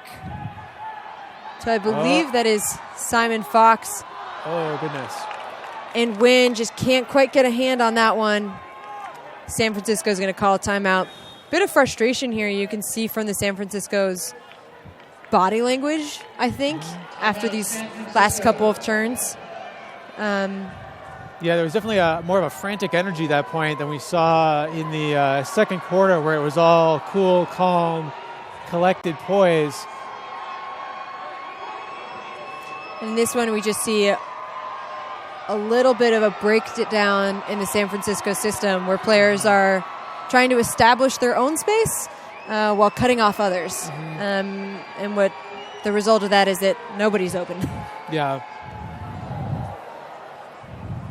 The look by Lou, which ended the possession, looked like an experienced vertical stack player taking advantage of the mark overcompensating. Lou's mark stepped around flat, giving her that backhand space, but none of her teammates seemed to be on the same page. The Cascades were waiting and ready for it when that pass went up. We've got San Francisco's biggest thrower, probably Taylor, and you can tell that with all the downfield defenders. The Cascades are all backing the San Francisco players, every single one of them. 5 cutters downfield, or simply Peterson taking his mark for a tour throughout the field, seeing the sights, and now back in his position. High release backhand to Lou. Miscommunication on the mark. He launches a forehand. Bullet. Looking for his teammate. But unfortunately, that one's just a little bit out of the reach of Bjornquist. Davis picking up the disc. The yellow back line of the soccer paint, a bit deceptive here. The back line of our field is a good 5 yards beyond. And a nice D there from Lou on an overthrow. Taylor finds Mead despite potentially a Mac there from his mark, but yeah, Mark may have gotten a piece here. Let's see on the replay. Duffel swinging around. Yeah, that's a good no foul call there. Duffel's arms immobile on the mark. Then back to Mack and Russell. It's hard to tell. Not a clean release, hard to tell. A short forehand throw like that often will come off a little bit wobbly, but it was certainly on target enough to count for the goal. Please, no sunflower seeds or gum on field. Just a PSA for any of you who might be down on the turf today. No sunflower seeds or gum. We got Casey the Sasquatch and Kid Casey keeping the fans engaged, taking photos with them. It's fun to see. They're a tremendous pair. Cascades on offense. Seattle needs to get something going here. El Salam looking for Kawhi. Hauser's able to reel that one in. That's lucky there. Yeah. Good fortune for the Cascades. A lot of space in the middle of the field right now near the front. Simon Fox to win to Kawhi. Wide to Lozano. Good to see her back out on the field. And looking for Hauser. That's going to work. Wow. And an inside flick looking for win, but that one's just a little too far out in front. It was really amazing completion there to Hauser. I don't know that anyone would have anticipated that particular receiving space coming open, but relatively simple catch. It's like they've played Goaltimate before. Yeah. That really looked like a Goaltimate throw and a Goaltimate catch to me. It did. Very small windows, unconventional angles. Salam, huge bid on the crossfield hammer, but unsuccessful. He's got a lot of ground to make up now. Canner is going to try to make him pay. Switch off now by Hauser. And Chang finding Cohen. Some give and go movement, and Chang unleashes, looking for Thompson. That one floats harmlessly out of bounds. Cascades will get another shot at a hold here. The flight of that disc, looking back over toward the flags. They seem to be up to their old tricks. One set of flags blowing one way, the other set blowing the opposite. It's anyone's guess as to what the wind on the field is right now. It's difficult for the players to account for, that's for sure. El Salam with a disc. Forward to Burton. Wide to Kawhi. Sure-handed. She catches it with a clap catch. Brilliant inside backhand. And a win with a high-release backhand huck. Looking for Burton. pleading to this case to the referee. And talking to Cohen, actually, interestingly enough. So in the AUDL, there is something called the integrity rule, which a player can use if they believe that they've committed a foul. It's a way for spirit of the game and self-officiation to take place in the AUDL. Frantic energy here again as the Cascades turn that one over and give the San Francisco FlameThrowers another shot. Yeah. They'll have to go the full length of the field here as they start from the coffin corner. Bayless. Point. I don't know that that's the throw to take advantage of the space allowed. Indeed, it falls harmlessly to the turf. Hauser there to shepherd it in. Yeah. Meister had some separation, but Hauser was coming off that backside. Really good job punishing his defender. And Wynn trying to go to that high release backhand again and punished by Lou, and a huge huck goes off, and Simon Fox cannot get in front of Sawyer Thompson, and that's a San Francisco score. Difficult point for the Cascades there. It seems like it could have gone either way. Here's Canner running to the disc, floating a backhand into the end zone. Tipped by Lynch just at the end, but not quite enough. Sorry, I do believe that's Simon Fox. It is very confusing because they both have similar hairstyles. They do. Very goodness. Similar build. They're both wearing headbands. Apologies to Bryson Simon Fox. Having played with Bryson last year on the Cascades, he is an exceptional defender, and not the tallest man on the field, but can elevate in the air to challenge for those deep balls. I was helping out at the Seattle Cascades Combine, and he was one of the fastest players there. We were running the 40s, timed 40s, and he's outstanding. I'm not surprised, yeah, tremendously athletic. Johnson forward to Kawhi. The challenge here for the Cascades, I believe, is moving at a medium-fast pace. Williams with a massive huck, looking for Russell. Not quite in the end zone, but this a great throw. This is the time. There you go. Matty Russell, cool, calm, and collected. Finding Donnie Clark. And I want to see this again. We'll get to see Russell hauling that one in, looking around, assessing the situation, and then finding Donnie Clark sort of at the back end zone line. Really nice movement there. I wish we could have seen Lucy Williams huck because it was beautiful. Yeah, great use of the edge on the disc to create that horizontal space for Russell. An excellent job by Russell to wait for the right space to open up. What we saw from the Cascades on that last point was open throw, and then another throw in rhythm to a very small window, almost acting more on the rhythm of the expected passes rather than the available space. That time, Russell perfectly happy to wait and use the entire stall count to find the right look. FlameThrowers on offense now. Bayless forward to Cohen. Just an entire open field in front of them. Chang. Meister. Back to Chang. Oof. Bayless. Vidiello. Great grab by Ryan. Tremendous grab by Ryan. I thought that just was down, but it was a nice grab. Chang all the way to that far side. Can Vidiello make the play? And unfortunately, he cannot. Just too far. Andrew Lynch picking up the disc for Seattle. This is a really important moment for the Seattle Cascades. This is their shot at a break. They desperately need it. We're in the third quarter. They're down by 3. Long swing to Bert Abbott.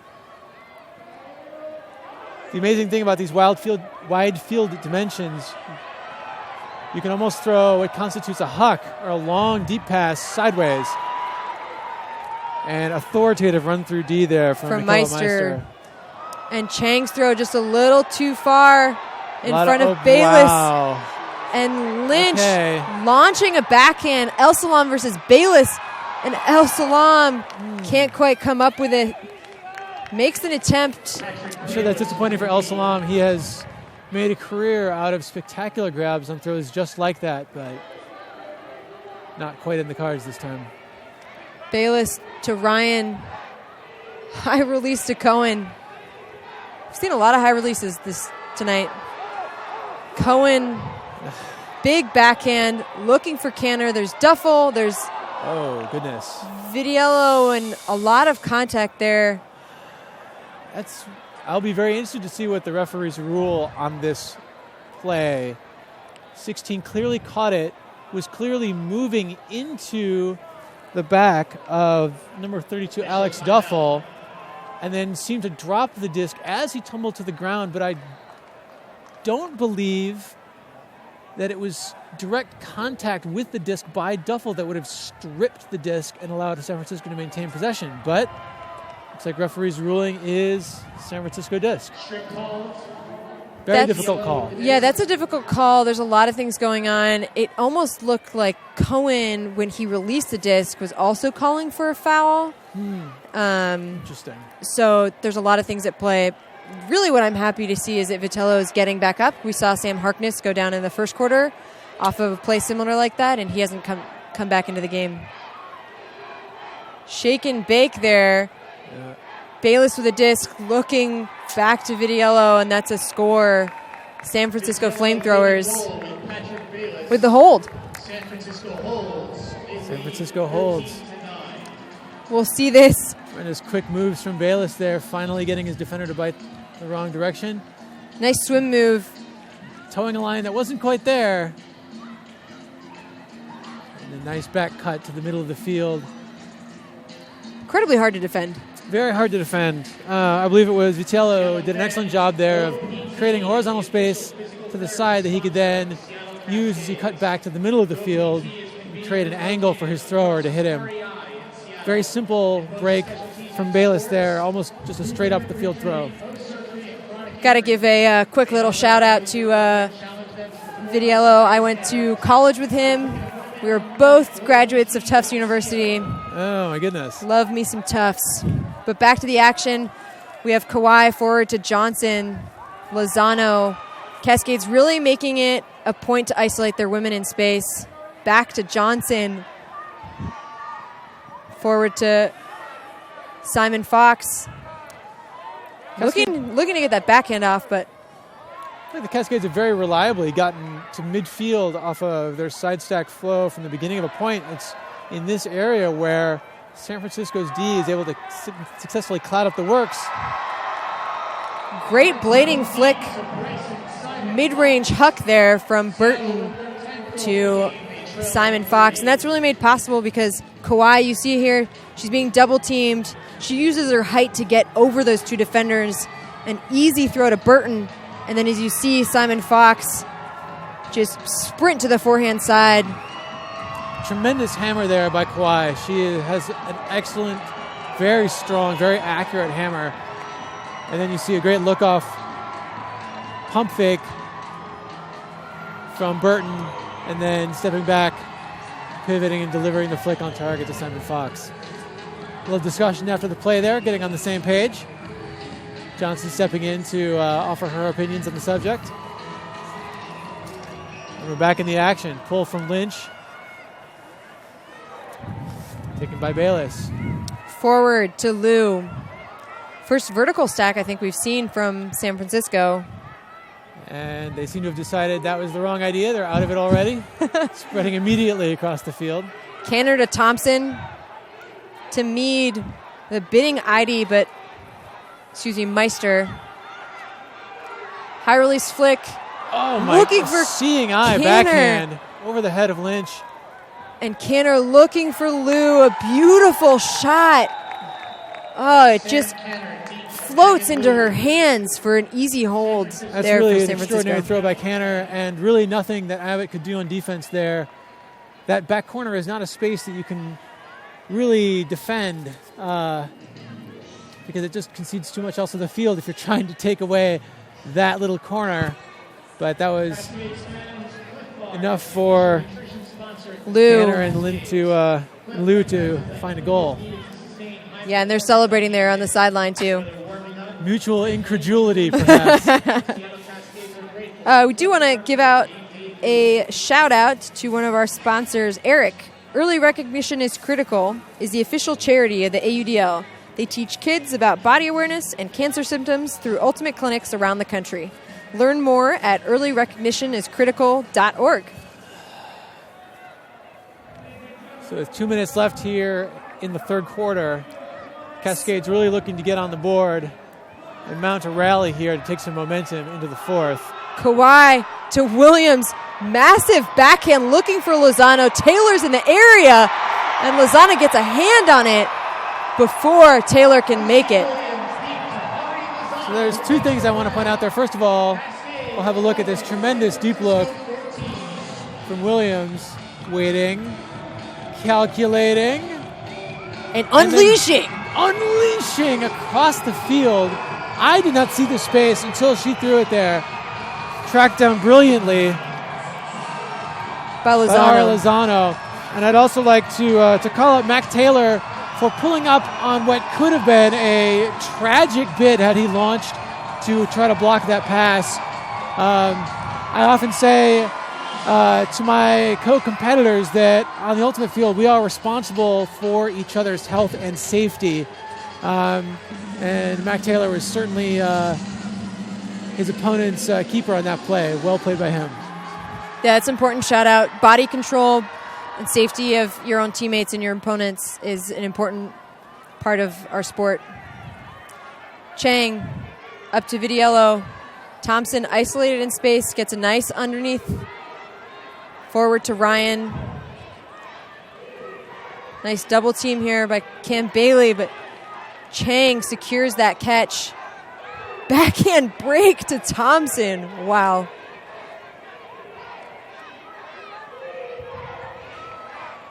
Bayless. Meister. Seattle defenders struggling to take away both options from San Francisco receivers, but tremendous effort by Cam Bailey. And what a nice throw from Chang, finding Greg. That was an amazing find. Looking forward to seeing this again. Vitiello for this score. I mean, this is what happens when you're a lefty. Your mark thinks that you're going to be throwing a backhand on this side, but really, since it's your flick, you can just release it so much faster.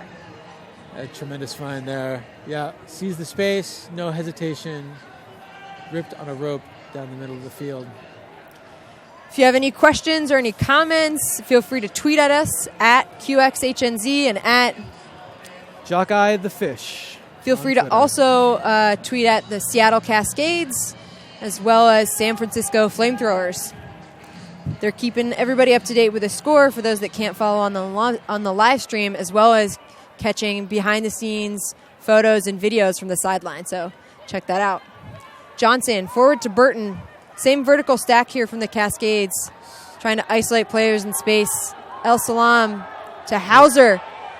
Oh, has a player going deep. Elects to find Kawhi instead.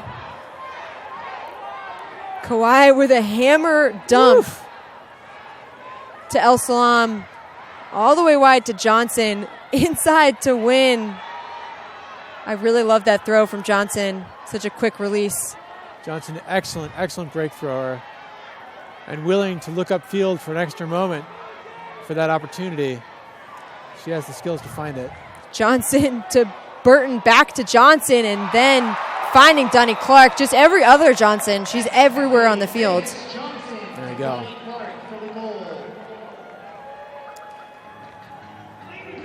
Here we see a nice dish from Khalif to Johnson, and then simple give and go across the front of the end zone here. Give and go is such a powerful weapon near the end zone. Throwing and going, you have an immediate advantage on your defender. And then the easy chip shot into Donnie Clark. I think the turning point of that possession for the Cascades was Hauser passing up the deep shot and instead taking the under to Kawhi. The next pass was on the dicey side, the hammer reset to Khalif, but from there on, it was dink and dunk all the way into the end zone. But the conservative look from Hauser there, saving possession and ultimately netting the Cascades a goal. So the Cascades are down here 12-15. San Francisco maintaining that lead, really not letting the Cascades back into this game. So we see the pole go up. There's about seconds left. 15 seconds left.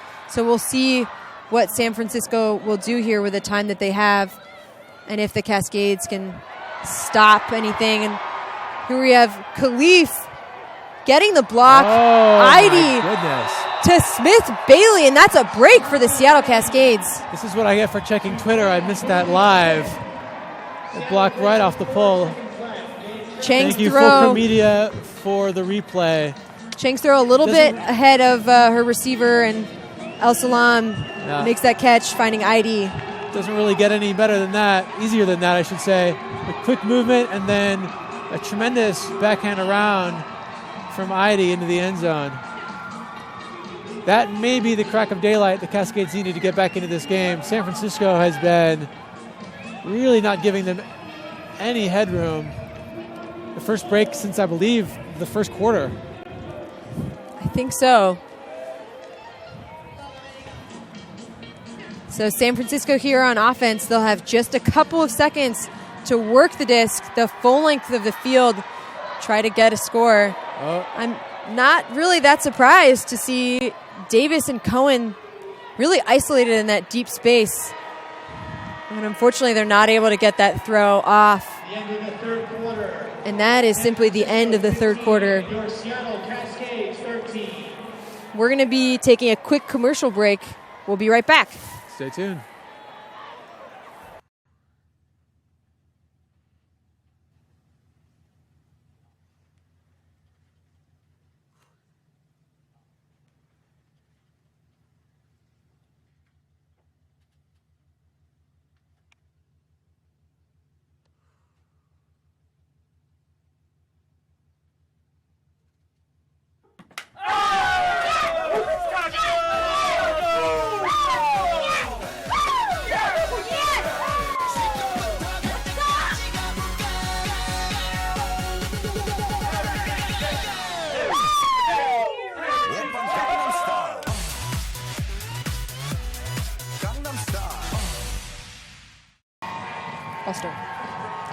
Hello and welcome back. We're here in Seattle at the Cascades Cup.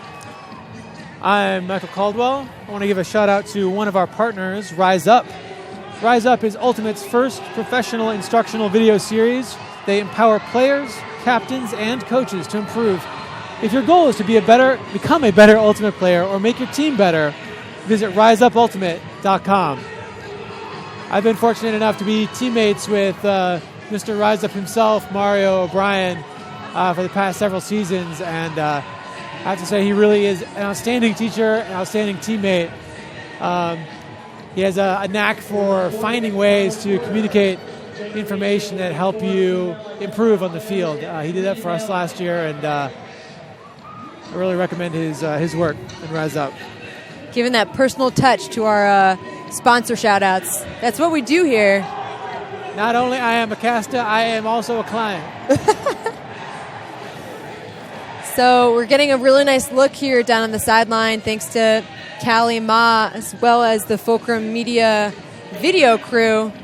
There's Mr. Rise Up himself, Mario O'Brien, talking on the sideline with his teammates. Lots of smiles down there as the final quarter here of the Seattle Cascades Cup is underway, and we really couldn't be more excited. I feel like this is almost a day that's going to go down in history. Yeah, I'm frankly just happy to be here and have such a great seat and be able to talk about it with all of you. It's so thrilling to see this atmosphere and this crowd and this energy for both genders, all genders. It's really tremendous. I couldn't be happier.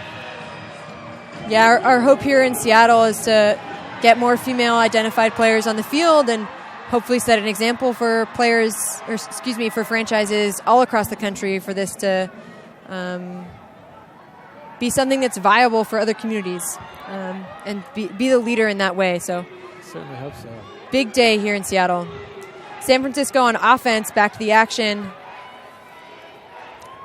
All the way on that far side, they're moving the disc so quickly. We have Mead holding, finding Taylor. Only 15 or 20 yards outside of the end zone, but it looks like there is a collision in that cutter space. Injury timeout on the field. I believe that is Dawkin, number 13, who's down on the ground. She looks like she just got clipped potentially by Lou or Duffel. A little hard to tell. She'll take a substitute. She's walking off of her own volition, though, so holding her neck. Hopefully she's okay there. That turf can be unforgiving, particularly in the cold weather, so better to play it safe here. San Francisco will retain possession. We've got Taylor with the disc.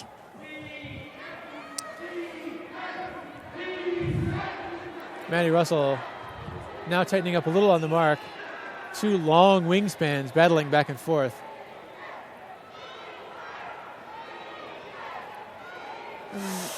Looking. Great break from Byron Liu, but looking for Lyman, but can't quite get her hands on it. Davis will pick up the disc, get it moving. Russell. Back to Davis. Forward to Abbott. Oh. And trying to hit Fussell. Can't quite come up with it. Taylor picking up the disc immediately, finding Mead. Out to Liu. They have their eye on Davis in the end zone, but nice team defense. And a fantastic layout block there from Abbott. She gets her hand on that. Tremendous Not sure if we'll have a shot to see that on replay, but I'm sure there will be replays of that later. Thought about it. Back to Davis in the middle. Idy. Launching a forehand, looking for El Salam between two players, and unfortunately, he cannot come down with that one. Nice heads-up play there from Liu. He left his offender to come make that defensive block. Yeah, without that, I think Salam comes down with that disc. He had the space from Davis, but the double team sealed it. And now an aggressive play back the other way. Taylor putting it up to Davis. Back. And Davis, an incredible athlete, keeps that spacing, dumps to Lynn, all the way to Lyman. With a double team, Russell almost gets a hand on it. Back to Taylor. A little scuba. And that will be in bounds. Nope. Not in bounds for Lyman. Just outside of the line. Oh. And she'll find Ryan, and that's a goal for San Francisco FlameThrowers. Looks like there may still be some referee discussion. Mac Taylor making his views known. A little bit confusing here. Appears that disc will return to Lyman with Abbott on the mark.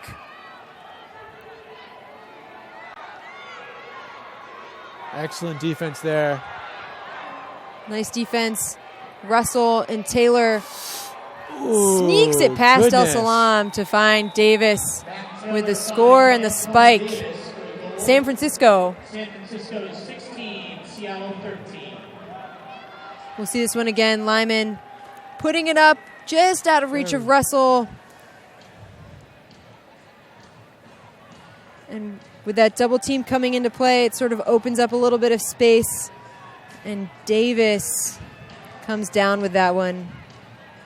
Even with Davis and such an athletic receiver on the end of that, still quite a small window to sneak that disc through, both above Salam and keeping it down enough so that it doesn't tail away into the wind and slice out of bounds.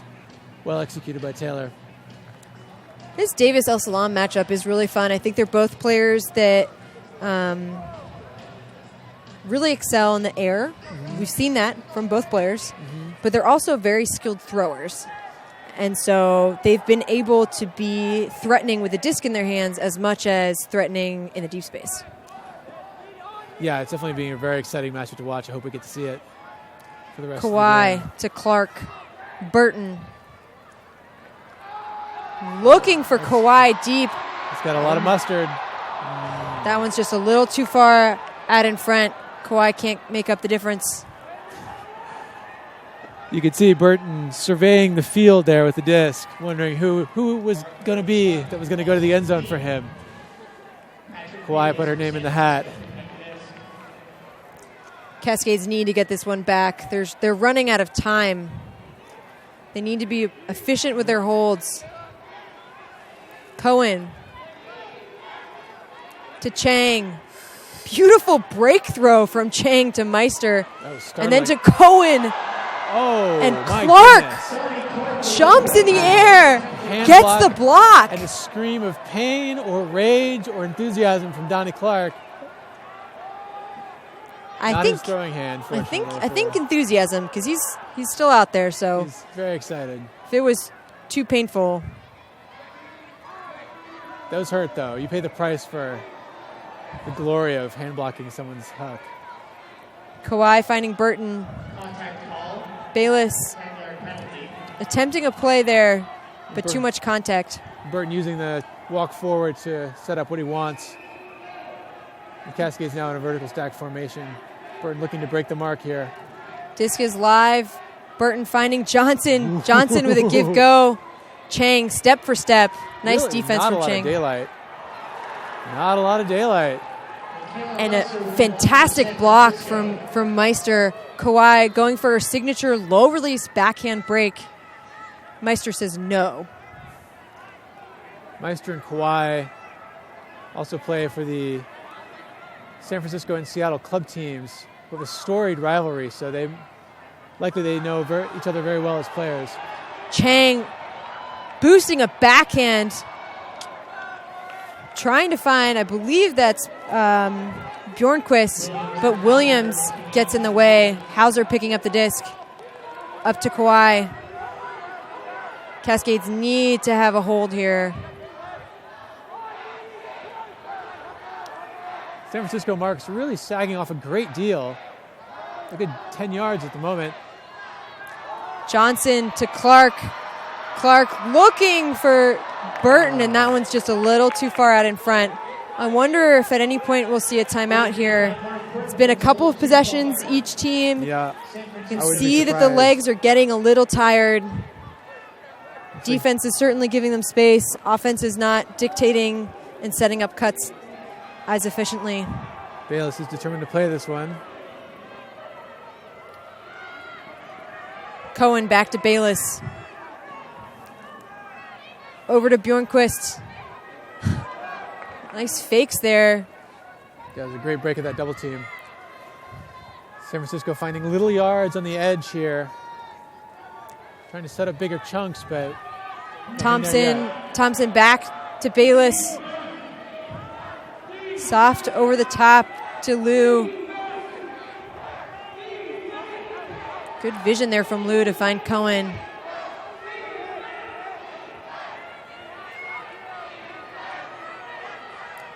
Chang. Bayless. Bayless pulling a lot of weight right now, and so is Chang. San Francisco doing a good job of simply taking the open throw. Cascades are really pushing San Francisco further and further backfield. And there's the timeout. I'm surprised it took them quite that long, but I think that's a good call there, that timeout. Yeah. Once you reset the disc 4 or 5 times, you got to do something different. I thought they did an excellent job of making their way out of a number of double teams. Seattle defense didn't really challenge on that point, save for those moments, but yes, as you said, they weren't really going in the right direction, so time to take a break, get some fresh legs in, and a new approach.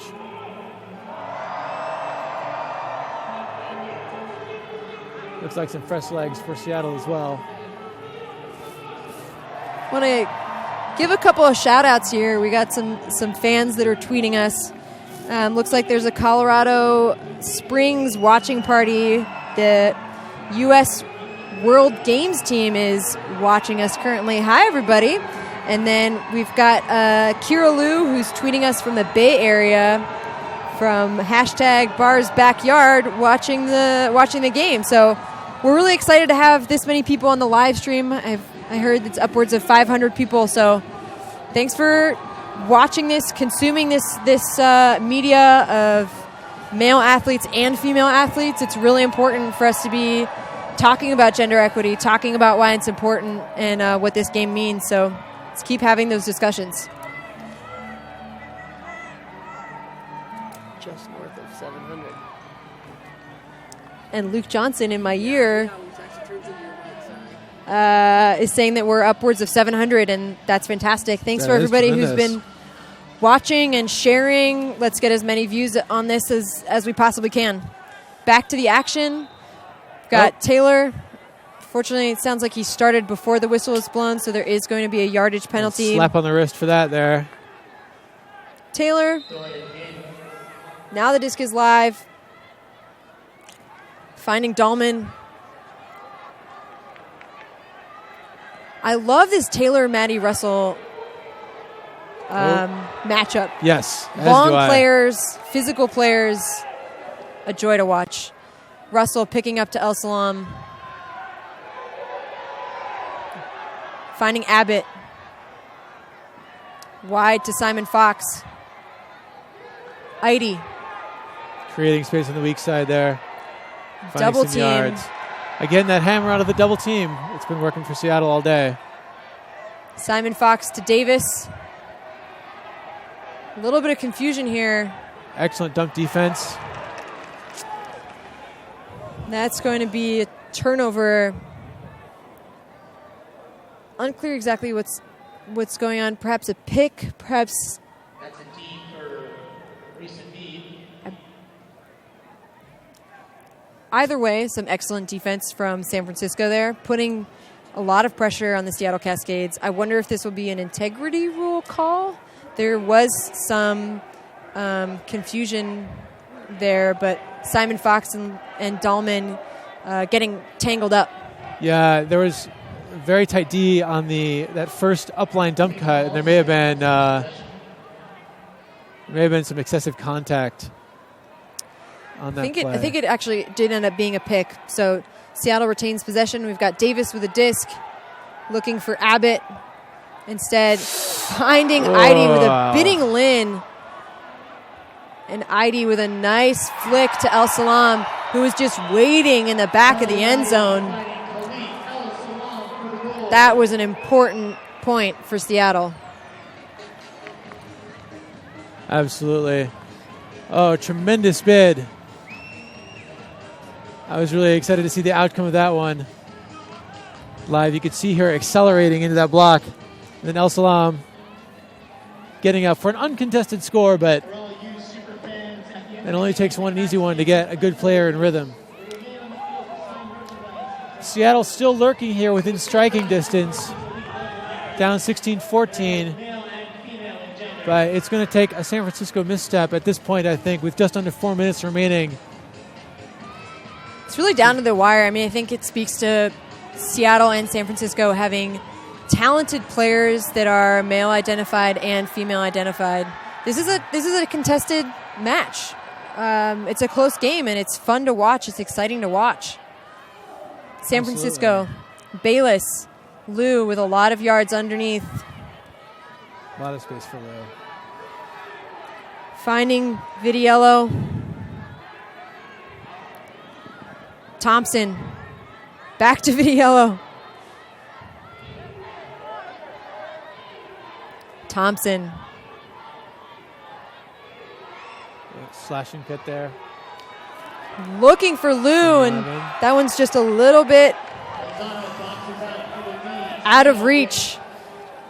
Seattle will have another shot. Oh, tremendous bid and turnover generated by Megan Liu. Chang picking up the disc, wanting to move it quickly. Vidiello wide to Thompson. That flick break around the mark is a beautiful throw. Finding Ryan in the end zone. Wonderful, wonderful.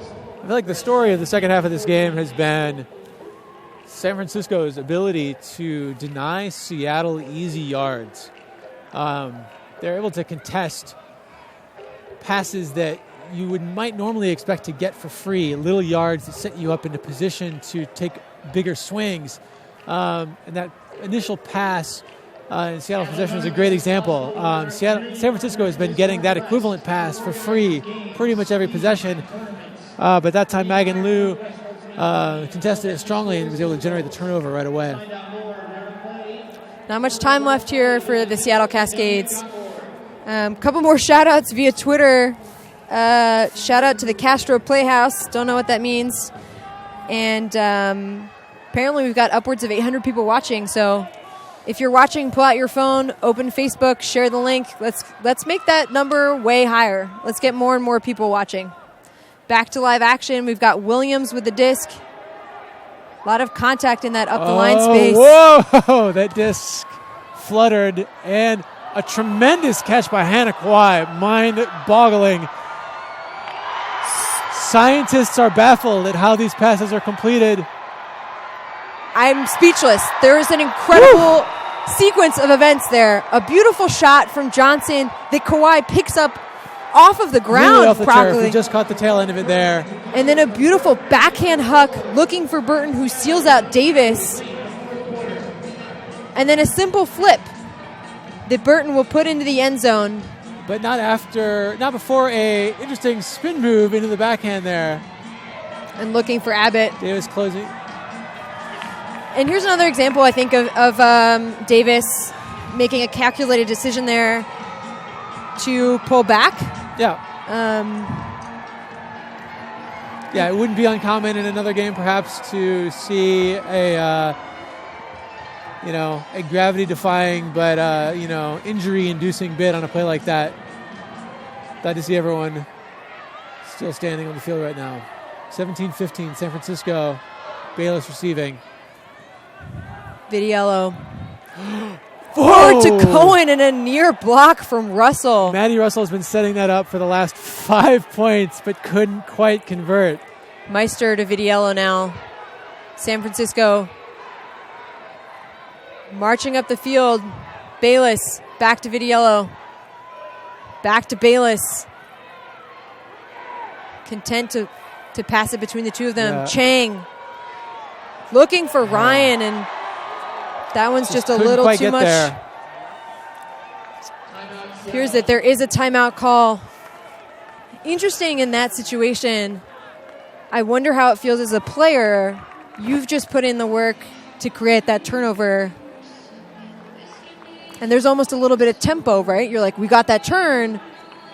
Now we're going to go attack. And then all of a sudden, oh, wait, I'm being pulled off the field.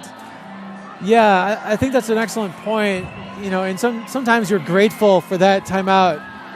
We saw that a little bit earlier this game. Players being like, okay, we're done. Timeout. Let's get someone else in here. That kind of sort of first turnover, you could tell that this defensive line was hunting. They were hungry for a block, and then finally getting the turnover. I think you really have to put trust in your offensive substitutions, and you really hope that they can put it home for you. We see the crowd is going wild in the stands here. We're in Memorial Stadium at the center of Seattle Center, in the shadow of the Space Needle, and this is a really fun atmosphere. The fans love this, and they also love free stuff, so they're going insane. Heavy work on the T-shirt cannon this evening, I'm sure. We have Williams with the disc. Hauser with separation granted by Vitiello to the middle of the field. I'm interested to see if she looks for the backhand break immediately to get this play going. Johnson swinging over. Now that angle looks like it is unavailable. Williams to Johnson. That inside throw to Kawhi. Kawhi has been doing work this half. And a beautiful backhand break to Hauser, opening up so much space. Hauser holding. Back to Williams. Over to Johnson. It's crucial that Seattle continue to shift the point of attack here in this possession. Excellent work. Mark Burton trying to toe it in, but that's the wrong line. End zone. And Burton finding Johnson. That's a break for Seattle Cascades. And that one was really, I think, set up from the very beginning from Johnson's inside-out flick to Kawhi. From there, Kawhi hit Hauser on a beautiful backhand break, opened up the field all the way to that break side for then the Cascades to hit all that open side space. And we see there, Burton hit Johnson. They're fired up. That was a break.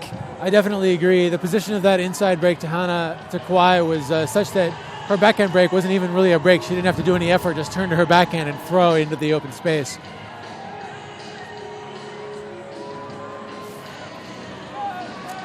So now San Francisco feeling the pressure potentially a little bit, but a hold here virtually secures the game.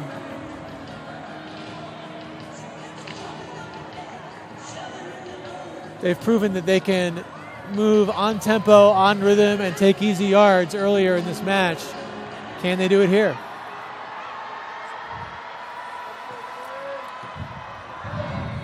Only a minute and a half left. Mead to Taylor. There's that. Some excellent throwers in their backfield. Russell, Mead and Taylor. Lou, forward to Davis. Back to Lou.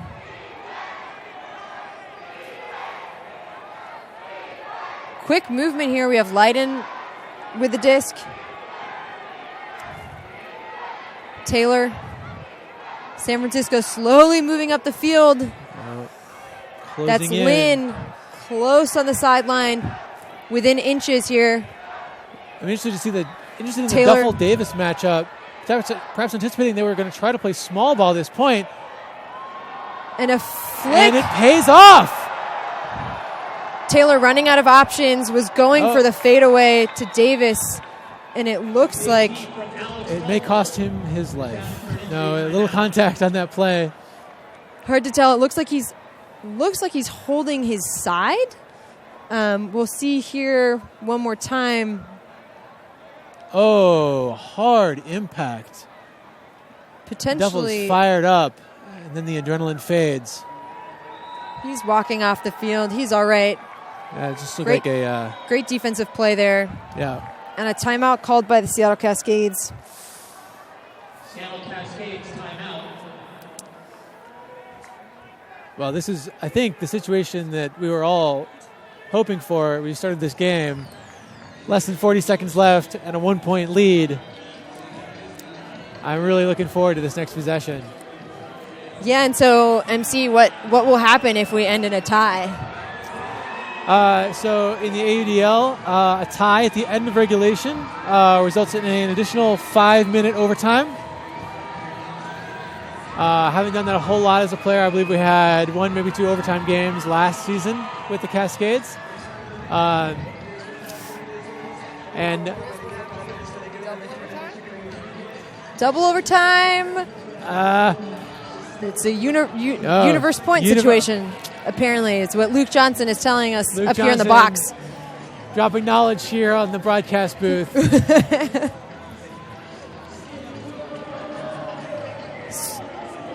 The Cascades here will be on offense, and just in case you hadn't heard this before, the way that the ratio is working for the gender on the field is that we are alternating quarters with certain ratios. So for this quarter, there are 4 women on the field and 3 men on the field.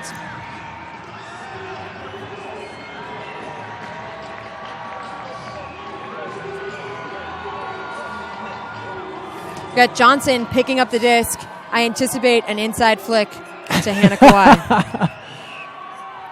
Defenders well positioned. I could be wrong. Looks like that is number 7 Lehman on Kawhi, moving into that space. Finds Burton. Cascades have a long way to go. Some confusion there on the mark from San Francisco, but El Salam finding Williams up to Hauser. Hauser. Oh, looking goodness. for El Salam. We've got Davis and El Salam, and ooh. Seemed to me that disc dropped a little bit at the very end. So Khalif almost... He didn't get quite the hang. Yeah, he didn't. He almost jumped too high, it looked like.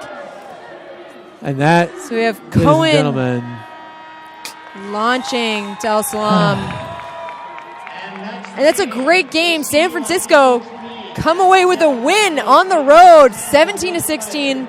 Exciting game. So many big plays, so many big scores, big throws, big smiles, big celebrations. It's truly a joy to be out here tonight. absolutely, I couldn't agree more, Sheena. And a landmark for ultimate and great sportsmanship being shown now by the players in the field. A lot of friendships out there. Yeah, players are high-fiving, and after the game, all the fans in the stand will get a chance to get signatures from the players, and there'll be male players and female players in the spotlight tonight. So we're pretty excited about that. Yeah, I've got a daughter in the stands right now who is very excited to get the autograph of all I'm sure of the players out there, but especially those of female gender who she hasn't seen out here in this kind of setting before, in this kind of atmosphere. So tremendously exciting. Yeah, it's been a big night. Big shout out to our video crew, Fulcrum Media. We've got Callie. It's holding the camera right now. We've got Luke Johnson behind us. Mike up there at the 50-yard, and then Eddie that was doing the slow motion cam. So thanks a bunch to y'all. Thanks to San Francisco for making the trip all the way up to Seattle. We appreciate that, and we're excited to be working with the San Francisco FlameThrowers to bring you this the very first time that we've had mixed semi-pro ultimate. So it's been a great night. Anything else? I think that closes it out for me. It's a pleasure to be here. Thanks, everyone, for watching. Yeah. Thank you, everybody. Good night. Bye.